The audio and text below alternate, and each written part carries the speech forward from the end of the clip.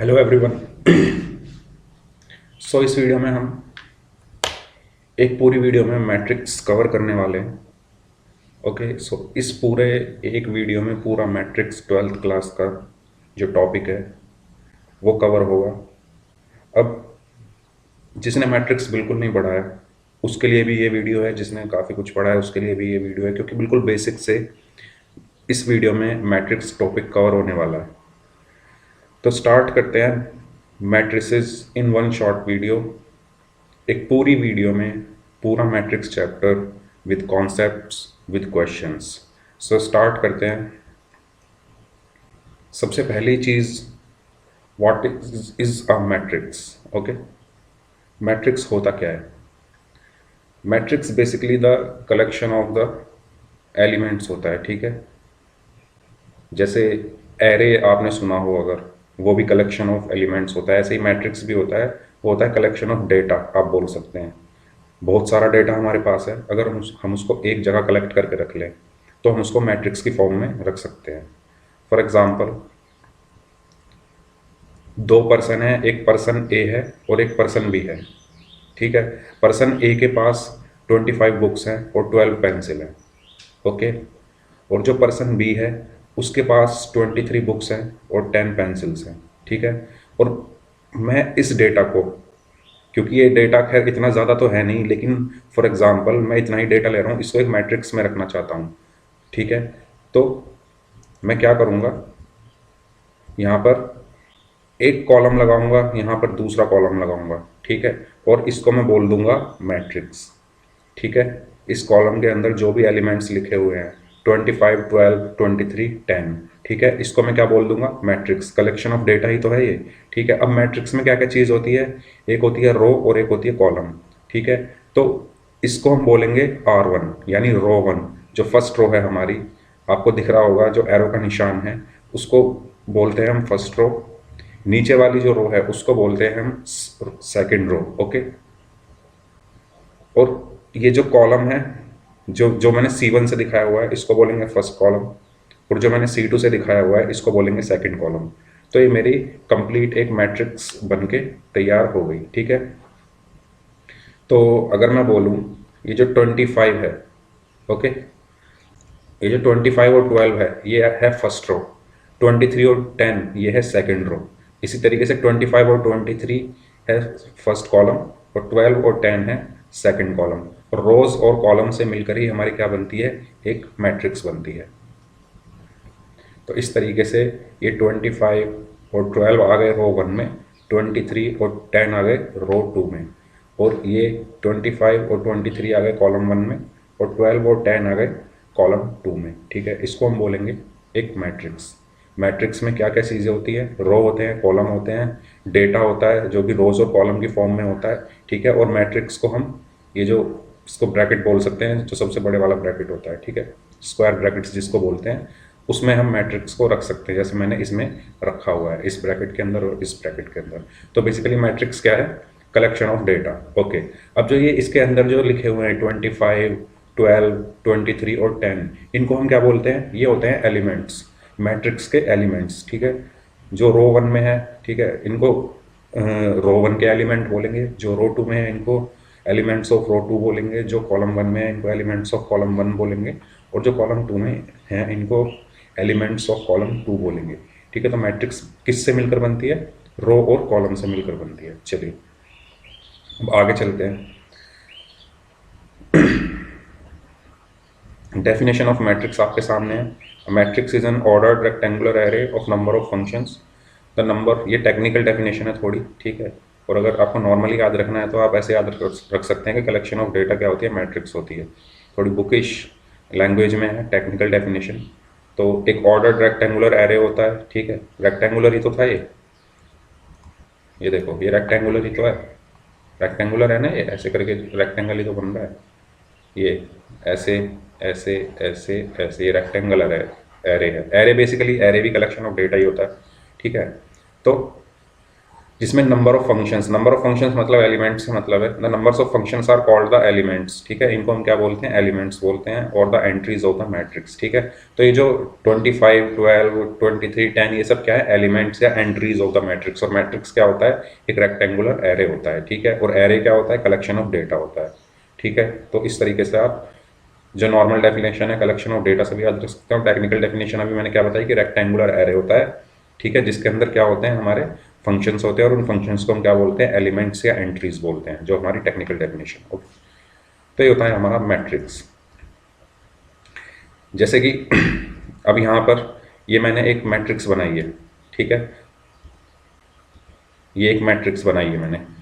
अब ये rectangular array है, ठीक है, इसमें इसको मैं क्या बोलूंगा, 200 को रो 1 बोलूंगा, 135 को क्या बोलूंगा, रो 2 बोलूंगा, 34 - 2 को क्या बोलूंगा, रो 3 बोलूंगा, ठीक है। और इसी तरीके से 213 को क्या बोलूंगा, कॉलम 1 बोलूंगा, 034 को क्या बोलूंगा, कॉलम 2 बोलूंगा, 05 - 2 को क्या बोलूंगा, कॉलम 3 बोलूंगा, ठीक है। और ये जो 200, 135, 34 - 2 इन सबको मैं क्या बोलूंगा, एलिमेंट्स बोलूंगा मैट्रिक्स के। तो इस तरीके से जो 200 है इसको मैं बोलूँगा रो 1, इसको मैं बोलूँगा रो 2, और इसको मैं बोलूँगा रो 3। इसी तरीके से मैं इसको बोलूँगा, जो ये है इसको बोलूँगा कॉलम 1, इसको बोलूँगा कॉलम 2, और इसको बोलूँगा कॉलम 3। और ये जो 200, 135, 34 - 2 जो है इनको मैं क्या बोलूँगा, एलिमेंट्स, ठीक है। सो 200, 135, 34 - 2 इनको मैं बोलूँगा एलिमेंट्स ऑफ मैट्रिक्स। अब आप डेफिनेशन से इसको चेक कर सकते हैं कि रेक्टेंगुलर एरे होता है एक, तो ये ठीक है, तो ये रेक्टेंगुलर एरे है, ठीक है, इस तरीके से ये रेक्टेंगुलर एरे बन रहा है ना, ये रेक्टेंगल ही तो बन रहा है। नंबर ऑफ फंक्शंस, तो ये 200 ये सब क्या है, नंबर ऑफ फंक्शंस है, इन्हीं को हम क्या बोल देते हैं, एलिमेंट्स। तो ये जो 200, 135, 34 - 2 है, ये सब क्या है, ये सब क्या है, एलिमेंट्स या फंक्शंस या एंट्रीज, ठीक है। तो ये था हमारा बेसिक ऑफ मैट्रिक्स। मैट्रिक्स को कैसे बनाते हैं, क्या रो होते हैं और क्या कॉलम होते हैं। चलिए अब बात करते हैं ऑर्डर ऑफ मैट्रिक्स। मैट्रिक्स का ऑर्डर कैसे निकालते हैं। So a matrix having m rows and n columns is called a matrix of order m into n, ठीक है। अगर कोई मैट्रिक्स है उसमें नंबर ऑफ रोज m है और नंबर ऑफ कॉलम्स n है, ठीक है, तो उस मैट्रिक्स का जो ऑर्डर होगा वो कौन सा ऑर्डर होगा, m इंटू n ऑर्डर की वो मैट्रिक्स होगी, ठीक है। फॉर एग्जाम्पल जैसे ये मैं एक मैट्रिक्स है, ठीक है, जो अभी स्क्रीन पर धीरे धीरे आ रही है। अब ये एक मैट्रिक्स आ चुकी है आपकी पूरी। तो ये क्या है मेरा, ये है रो 1, ये है रो 2, और ये है रो 3। इसी तरीके से ये है कॉलम 1 और ये है कॉलम 2। तो अगर डेफिनेशन में देखें हैविंग m रोज, तो इसमें रोज कितनी है, इस मैट्रिक्स में कितनी रोज हैं, 3। और हैविंग n कॉलम्स, तो कॉलम्स कितने हैं, 2। So called matrix of order m into n। तो इसका ऑर्डर क्या होगा, 3 इंटू 2, ठीक है। तो इस तरीके से हम किसी भी मैट्रिक्स का ऑर्डर निकाल सकते हैं। ऑर्डर क्या होता है, अगर नंबर ऑफ रोज m है और नंबर ऑफ कॉलम्स n है तो हम ऑर्डर बोलते हैं m इंटू n। अब यहाँ नंबर ऑफ रोज 3 हैं और कॉलम्स कितने हैं, 2। देखो 3 रोज हैं, साफ दिख रहा है, कॉलम्स कितने हैं, 2। तो इसका ऑर्डर कितना होगा, 3 इंटू 2, ठीक है, क्योंकि m की वैल्यू यहाँ पर 3 है और n की वैल्यू यहाँ पर 2 है। तो ऑर्डर क्या होगा, 3 इंटू 2, ओके। तो ये होता है ऑर्डर ऑफ अ मैट्रिक्स, ठीक है। Order of a matrix means number of rose into number of columns. Fine, चलो आगे चलते हैं। तो ये था ऑर्डर के बारे में। तो जैसा कि आप अपनी स्क्रीन पर देख सकते हैं, रो 1, रो 2, रो 3, कॉलम 1, कॉलम 2, ठीक है। चलिए अब बात करते हैं कि ये A11, A12, A13 नाम की एक चीज़ होती है किसी भी मैट्रिक्स में, ठीक है। मैं इसको एक बार ये इंक इसकी हटा देता हूँ, ठीक है। अब देखो इसमें बोला गया है कि A11, A12, A13 क्या है। देखो जो ये A11 है या A12 है या A13 है, इस 1 का मतलब तो होता है रो, और इस वन का मतलब, इस दूसरे वन का मतलब होता है कॉलम। ऐसे ही इस वन का मतलब होता है रो, और टू का मतलब होता है कॉलम। ऐसे ही इस वन का मतलब होता है रो, और इस थ्री का मतलब होता है कॉलम। इसका मतलब क्या है कि ऐसा एलिमेंट जो फर्स्ट रो और फर्स्ट कॉलम में है उसको बोलेंगे A11। ऐसा एलिमेंट जो फर्स्ट रो और सेकंड कॉलम में है उसको बोलेंगे A12। ऐसा एलिमेंट जो फर्स्ट रो और थर्ड कॉलम में है उसको बोलेंगे A13। कैसे? मैं एक मैट्रिक्स लेता हूँ A इज इक्वल टू, देखो यहाँ लिखता हूँ मैं A11, A12, A13, A21, A22, A23, A31, A32, A33। इसका मतलब क्या है बताओ? मैट्रिक्स में क्या बनता है? स्क्वायर ब्रैकेट्स बनता है, ठीक है। ये एक मैंने मैट्रिक्स बनाई। अब देखो A11 मतलब, अब ये रो 1 है, ये रो 2 है, और ये रो 3 है। ऐसे ही ये कॉलम 1 है, ये कॉलम 2 है, और ये कॉलम 3 है। तो A11 एक ऐसा एलिमेंट जो रो 1 में है, रो 1 है और कॉलम भी क्या है? 1 है। फर्स्ट रो और फर्स्ट कॉलम में है A11, फर्स्ट रो में है ये, ठीक है, और सेकंड कॉलम में है तो A12। ये फर्स्ट रो में है, ठीक है, और थर्ड कॉलम में है तो ये A13। ये सेकंड रो में है, ठीक है, सेकंड रो में है ना ये, और फर्स्ट कॉलम में है तो A21।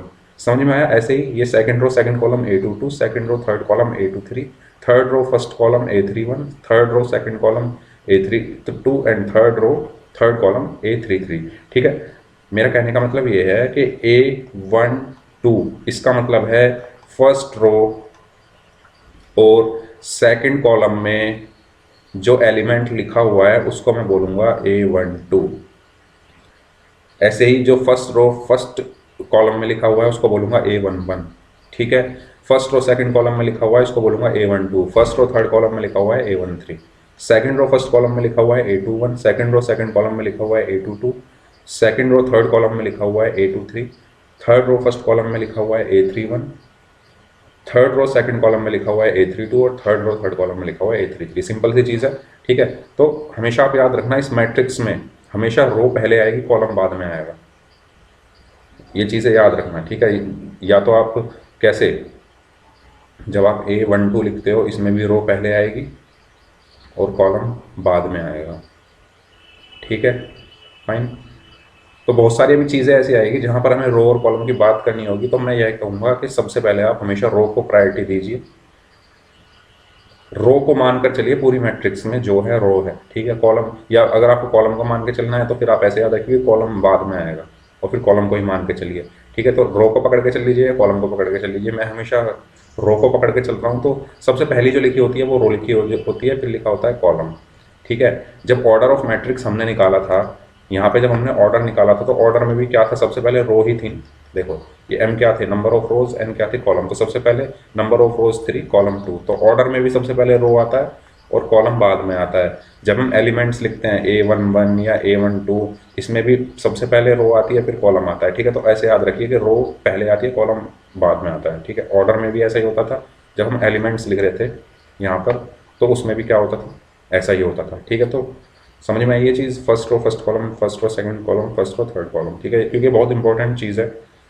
मैट्रिक्स में भी इससे अगला जो चैप्टर है डिटर्मिनेंट्स, उसमें भी जब इन्वर्स वगैरह निकालते हैं, कोफैक्टर्स निकालते हैं, तो वहाँ पे भी बहुत इंपॉर्टेंट चीज़ है, ठीक है। तो ये पता होना चाहिए कि रो क्या होता है, कॉलम क्या होता है। सबसे पहली चीज़ तो मैट्रिक्स में रो क्या है और कॉलम क्या है। दूसरी चीज़, जब हम एलिमेंट्स लिखते हैं तो first row first column, second row second column, third row third column, ये सब चीज़ें कहाँ होती हैं, कौन से प्लेस पर हमें लिखनी है, ठीक है। तो मैं एक बार और बताता हूँ इन सब चीज़ों को, क्योंकि ये बहुत इंपॉर्टेंट चीज़ है, ठीक है। जैसे A11 है, अगर ऐसे लिखा हुआ है A11, तो इसका मतलब है ये फर्स्ट रो का एलिमेंट है और फर्स्ट कॉलम का एलिमेंट है। A12 ये फर्स्ट रो का एलिमेंट है और सेकंड कॉलम का एलिमेंट है, ठीक है। फर्स्ट रो में आएगा और सेकंड कॉलम में आएगा। तो जब आप मैट्रिक्स लिखोगे, तो अगर आप 3x3 की मैट्रिक्स लिख रहे हैं, 3x3 का मतलब है जिसमें 3 रो हो और 3 कॉलम हो, इस ऑर्डर की मैट्रिक्स लिख रहे हैं। अभी बताया था ना ऑर्डर कैसे निकालते हैं। तो 3x3 की मैट्रिक्स में टोटल 9 एलिमेंट होंगे, 3 × 3 9, ठीक है। तो कैसे लिखेंगे आप उसको? A11, A12, A13 क्यों लिखा? क्योंकि ये फर्स्ट रो होगी, ठीक है, फर्स्ट कॉलम होगा, ये सेकंड कॉलम होगा, ये थर्ड कॉलम होगा। तो फर्स्ट रो होगी तो 1 तो सेम सेम रहेगा सब जगह, ठीक है। ये चेंज होंगे कॉलम, क्योंकि कॉलम चेंज हो रहे हैं, रो तो सेम है ना इन तीनों के लिए, ठीक है। ऐसे ही यहाँ पर फिर ये सेकंड रो होगी तो A2, और कॉलम कौन सा है 1, तो सेकंड रो है, कॉलम कौन सा है 2, सेकंड रो है, कॉलम कौन सा है 3। ऐसे ही A थर्ड रो, ठीक है, R3 R1 R2 third row, तो थर्ड रो है फर्स्ट कॉलम है, थर्ड रो है सेकंड कॉलम है, थर्ड रो है थर्ड कॉलम है। इस तरीके से आपको मैट्रिक्स के एलिमेंट्स को की जो प्लेस है वो पता होनी चाहिए, कौन सा एलिमेंट्स, जब आप फिर आप सिंपली क्या देखिए, रो देखिए और कॉलम देखिए, कौन से रो में और कौन से कॉलम में, आपको प्लेस पता चल जाएगा कि इस प्लेस पर है ये। ठीक है, चलिए अब आगे चलते हैं। आई होप जो मैं बता रहा हूँ इतना क्लियर हो रहा है। अब हमें एक मैट्रिक्स कंस्ट्रक्ट करनी है, ठीक है, जिसके एलिमेंट्स हमें दिए हुए हैं। एक क्वेश्चन है AIJ करके दिया हुआ है हमें 1/2 एंड मोड ऑफ I-3j। ठीक है, इसमें मुझे एक मैट्रिक्स कंस्ट्रक्ट करनी है 3×2 की। तो 3×2 का मतलब क्या है, ये ऑर्डर दिया हुआ है मैट्रिक्स का। इस ऑर्डर का मैट्रिक्स का मतलब क्या है कि जिसमें 3 रो हो और 2 कॉलम हो। ठीक है, 3 रो और 2 कॉलम, तो ऐसी मैट्रिक्स कैसे बनेगी बताओ। ऐसी मैट्रिक्स इस तरह बनेगी, 3 रो बना लो पहले, तो एक रो कहीं यहाँ आएगी, एक रो कहीं यहाँ आएगी और एक रो कहीं यहाँ आएगी। तो मैं लिख दूँ इसको R1 R2 R3, 3 रो बन गई, 2 कॉलम बनाने हैं, तो एक C1 यहाँ पर बना दो, एक C2 यहाँ पर बना दो। अब आपको क्या लिखने हैं, एलिमेंट्स लिखने हैं यहाँ पर। तो जब एलिमेंट्स लिखोगे तो फॉर एग्जाम्पल यहाँ पर AIJ दिया हुआ है, इसको भी भूल जाओ। यहाँ पर क्या आएगा बताओ, A11, क्योंकि फर्स्ट रो फर्स्ट कॉलम, यहाँ पर क्या आएगा A12 first row second column, यहाँ पर क्या आएगा A21 second row first column, यहाँ पर क्या आएगा A22 second row second column, यहाँ पर A31 और यहाँ पर A32। इसका मतलब क्या है कि आपको A11 की वैल्यू चाहिए, A21 की वैल्यू चाहिए, A31 की, A12 की, A22 की और A32 की। अब ये वैल्यू निकालते हैं, तो A11, अब हमें AIJ पता है, अब I और J की जगह अगर 1 1 रख दो तो A11 मिल जाएगा हमें। तो 1/2 इंटू 1-3, 1-3 -2 मोड लगा हुआ है तो +2 हो जाएगा, तो 1/2 इंटू 2 क्या हुआ 1 हुआ। ठीक है, ऐसे ही मैं क्या निकाल लूँगा A12, तो A12 क्या होगा 1/3 एंड आई की वैल्यू क्या है 1 -3 इंटू 2 क्या होगा 6, तो ये हो जाएगा -5, मोड प्लस कर देगा उसको तो 5/2। ठीक है, इस तरीके से हम सारी वैल्यू निकालेंगे। ऐसे निकालो A13, तो A13 क्या होगा 1/2 1 -9, ओके, यही होगा ना, और ये हो जाएगा 4। A21 नहीं, A13 तो चाहिए ही नहीं मुझे, A13 तो है ही नहीं इसमें। ठीक है, A21 चाहिए, तो A21 निकालो 1/2 और 2 -3, तो ये हो जाएगा 1/2। ठीक है, इस तरीके से हम सारी वैल्यू निकाल सकते हैं और मैट्रिक्स में रख दो ये सब वैल्यू। तो A11 कितना आया था 1, A12 कितना आया था 5/2, A21 कितना आया था 1/2, A22 निकालो, 2 रखो इसकी जगह, तो 2 -6 -4 वो प्लस हो जाएगा तो यहाँ आएगा 2। ठीक है, A31 निकालो तो 3 -3 0, ये तो 0 ही हो गया। A32 निकालो, 3 -6 तो 3/2। ठीक है, तो ये होगी मैट्रिक्स हमारी। ये मैट्रिक्स उसने बनाने के लिए बोला था। तो जो हमें ये दी हुई है ना, ये चीज़ जो दी हुई है, ये इसमें I और J की वैल्यूज़ रखो। सबसे पहले तो आपको ये देखना है कि मैट्रिक्स किस ऑर्डर की बनानी है। वो मैट्रिक्स पहले ऐसे ही ड्रॉ कर लो, R1 R2 R3 C1 C2। अब वहाँ फिर जो प्लेस एलिमेंट्स का मैंने बताया कैसे लिखना है वो लिखो और वैल्यू निकाल लो। ठीक है, आगे चलते हैं। टाइप ऑफ मैट्रिक्स, पहला टाइप है कॉलम मैट्रिक्स। कॉलम मैट्रिक्स वो मैट्रिक्स होते हैं जिसमें सिर्फ एक कॉलम हो। ठीक है, फॉर एग्जाम्पल जैसे ये मैट्रिक्स है, इसमें सिर्फ एक कॉलम है, रो कितनी है, रो तो कितनी है बताओ, 1 मिनट रुकेंगे। रो देखो कितनी है 1 2 3 4, 4 रो है, लेकिन कॉलम तो बस ये एक ही है, एक कॉलम है ना। रो कितनी है 1 2 3 4, 4 रो है और एक कॉलम है। तो कॉलम मैट्रिक्स वो मैट्रिक्स होती है जिसमें सिर्फ क्या होती है, एक कॉलम होता है। और इसका ऑर्डर क्या होगा, रो इंटू कॉलम होता है ऑर्डर। तो रो कितनी है 4, कॉलम है एक, तो इसका ऑर्डर क्या हुआ 4×1। ठीक है, कॉलम मैट्रिक्स वो मैट्रिक्स होते हैं जिसमें सिर्फ एक कॉलम होता है। नेक्स्ट चलते हैं। नेक्स्ट है रो मैट्रिक्स। रो मैट्रिक्स वो मैट्रिक्स होते हैं जिसमें एक रो होती है। अब देखो जिसमें एक ही रो है बस ये, और कॉलम कितने हैं 1 2 3 4, तो इसका ऑर्डर कितना हुआ 1×4। तो ये क्या है रो मैट्रिक्स। रो मैट्रिक्स वो मैट्रिक्स होती है जिसमें सिर्फ एक रो हो। अब आगे चलते हैं। नेक्स्ट है स्क्वायर मैट्रिक्स। स्क्वायर मैट्रिक्स वो मैट्रिक्स होती है जिसमें नंबर ऑफ रोज और नंबर ऑफ कॉलम्स क्या होते हैं, इक्वल होते हैं। जैसे इसमें देखो रोज कितनी है 1 2 3, 3 रोज है, कॉलम्स कितने हैं 1 2 3, 3 रो हैं 3 कॉलम है, तो ऑर्डर क्या हुआ 3×3। और इस मैट्रिक्स को हम क्या बोलेंगे, स्क्वायर मैट्रिक्स। स्क्वायर मैट्रिक्स वो मैट्रिक्स होते हैं जिसमें number of rows and number of columns are same. Next है डायगोनल मैट्रिक्स। डायगोनल मैट्रिक्स वो मैट्रिक्स होती है जिसमें डायगोनल को छोड़ के बाकी सारे एलिमेंट जीरो हों। अब डायगोनल क्या होता है, जैसे ये डायगोनल है ना, जैसे मैं अगर पूरे को इसको स्क्वायर मान लूँ तो डायगोनल क्या होगा ऐसे, ऐसे होगा ना, तो इनको छोड़ के बाकी सब जीरो होते हो, ये नॉन जीरो हो और बाकी एलिमेंट्स डायगोनल को छोड़ के बाकी सारे एलिमेंट्स क्या हो, जीरो हो और डायगोनल नॉन जीरो हो। ठीक है, ऐसे ही इसमें देखो बी में, इसमें भी क्या है, ये डायगोनल वाले जीरो है, बाकी दो नॉन जीरो हैं। ए में तो एक ही एलिमेंट है। ठीक है, तो अगर एक एलिमेंट है तो भी डायगोनल होगी, क्योंकि इसमें जब डायगोनल ऐसे बनेगा, इसमें डायगोनल बनेगा ही नहीं, कुछ तो चार ही बाकी तो एलिमेंट्स है नहीं, तो इसको भी हम डायगोनल बोलेंगे, बी को भी डायगोनल बोलेंगे और सी को भी डायगोनल। डायगोनल मैट्रिक्स वो मैट्रिक्स होती है जिसमें डायगोनल के एलिमेंट्स नॉन जीरो हो और बाकी सभी एलिमेंट्स जीरो हैं। ठीक है, आगे है स्केलर मैट्रिक्स। स्केलर मैट्रिक्स वो मैट्रिक्स होती है अगर उसके डायगोनल एलिमेंट्स क्या हो, इक्वल हो। जैसे ए में तो चलो एक ही एलिमेंट है, बी में देखो इसका डायगोनल क्या होगा, ये होगा। ठीक है, तो ये -1 और -1 दोनों इक्वल है, इसका डायगोनल क्या होगा, ये होगा। तो ये तीनों क्या है, इक्वल है। पहली बात तो ये डायगोनल है, होनी चाहिए। डायगोनल होने की मैंने कंडीशन क्या बताई थी कि तीनों जो डायगोनल हैं, डायगोनल वाले एलिमेंट्स तो नॉन जीरो हो, बाकी सब जीरो हो, तो डायगोनल है। ठीक है, अब स्केलर मैट्रिक्स, एक डायगोनल मैट्रिक्स को ही हम स्केलर मैट्रिक्स बोलते हैं अगर उसके डायगोनल क्या हो जाए, इक्वल हो जाए। ये बात, ये चीज़ ध्यान रखने वाली है कि डायगोनल मैट्रिक्स को ही हम स्केलर मैट्रिक्स बोलते हैं, ये नहीं कि यहाँ पे नॉन जीरो एलिमेंट्स हो सब। ठीक है, और डायगोनल वाले एलिमेंट्स इक्वल हो जाए तो उसको भी स्केलर बोल दो। एलिमेंट्स जो हमारे हैं वो जीरो होने चाहिए, जो डायगोनल में नहीं है। डायगोनल वाले एलिमेंट्स नॉन जीरो होने चाहिए, और एक डायगोनल मैट्रिक्स को ही हम स्केलर मैट्रिक्स बोलते हैं अगर उसके डायगोनल वाले एलिमेंट्स क्या हो, इक्वल हो। नेक्स्ट, आइडेंटिटी मैट्रिक्स क्या होती है? आइडेंटिटी मैट्रिक्स वो मैट्रिक्स होती है जिसकी वैल्यू 1 हो। ठीक है, या हम बोल सकते हैं कि डायगोनल जो है वो 1 हो और बाकी सब जीरो हो, इनको हम बोलते हैं। ये बहुत इंपॉर्टेंट है आइडेंटिटी मैट्रिक्स, ये बहुत जगह यूज़ होगी जब आप इन्वर्स निकालोगे, सबसे लास्ट एक्सरसाइज में वहाँ पे यूज़ होगी। ठीक है, और भी जब क्वेश्चंस करोगे तो आई करके एक टर्म लिखा रहता है क्वेश्चंस में, तो आई वो आइडेंटिटी मैट्रिक्स ही होती है। तो पता होनी चाहिए आइडेंटिटी मैट्रिक्स वो मैट्रिक्स होती है जिसके डायगोनल वाले एलिमेंट्स 1 हो और बाकी सब जीरो हो। ठीक है, तो हमने तीन तीन पढ़ी हैं, एक पढ़ी थी डायगोनल मैट्रिक्स, एक पढ़ी स्केलर। डायगोनल वो होती थी जिसमें बस डायगोनल ही डायगोनल दिखे, बाकी कुछ सब जीरो हो। ठीक है, फिर पढ़ी स्केलर। स्केलर भी एक डायगोनल का ही टाइप है, बस उसमें क्या होता था कि डायगोनल वाले जो एलिमेंट्स थे वो इक्वल होते थे। फिर हमने पढ़ी आइडेंटिटी। आइडेंटिटी में डायगोनल वाले एलिमेंट्स 1 होने चाहिए। ठीक है, कंफ्यूजन नहीं क्रिएट करनी है। सबसे पहले हमने पढ़ा डायगोनल। डायगोनल का मतलब सिर्फ डायगोनल दिखे, बाकी सब जीरो। फिर हमने पढ़ा स्केलर। स्केलर वो जिसमें डायगोनल इक्वल हो जाए। फिर हमने पढ़ा आइडेंटिटी। आइडेंटिटी वो जिसमें डायगोनल 1 हो जाए। ठीक है, ये तीन तीन मैट्रिक्स होती हैं। ठीक है, नेक्स्ट है जीरो मैट्रिक्स। तो ये तो नाम से पता चल रहा है, जिसके सारे एलिमेंट्स जीरो हों उसको हम जीरो मैट्रिक्स बोलते हैं। ठीक है, अब है इक्वालिटी ऑफ मैट्रिसेस। अब दो मैट्रिक्स कब इक्वल हो सकती हैं, इसमें दो पॉइंट दिए हुए हैं कि दो मैट्रिक्स को हम इक्वल तब बोल सकते हैं। फर्स्ट चीज तो उनका जो ऑर्डर हो, वो सेम हो। ऑर्डर मतलब मैंने बताया था ना कैसे निकालते हैं ऑर्डर, रो इनटू कॉलम करके। ठीक है, तो ऑर्डर सेम होना चाहिए मैट्रिसेस का। और sorry, each element of A is equal to the corresponding element of B if A I J. देखो इसमें नहीं समझ में आ रहा होगा, मैं बता देता हूँ।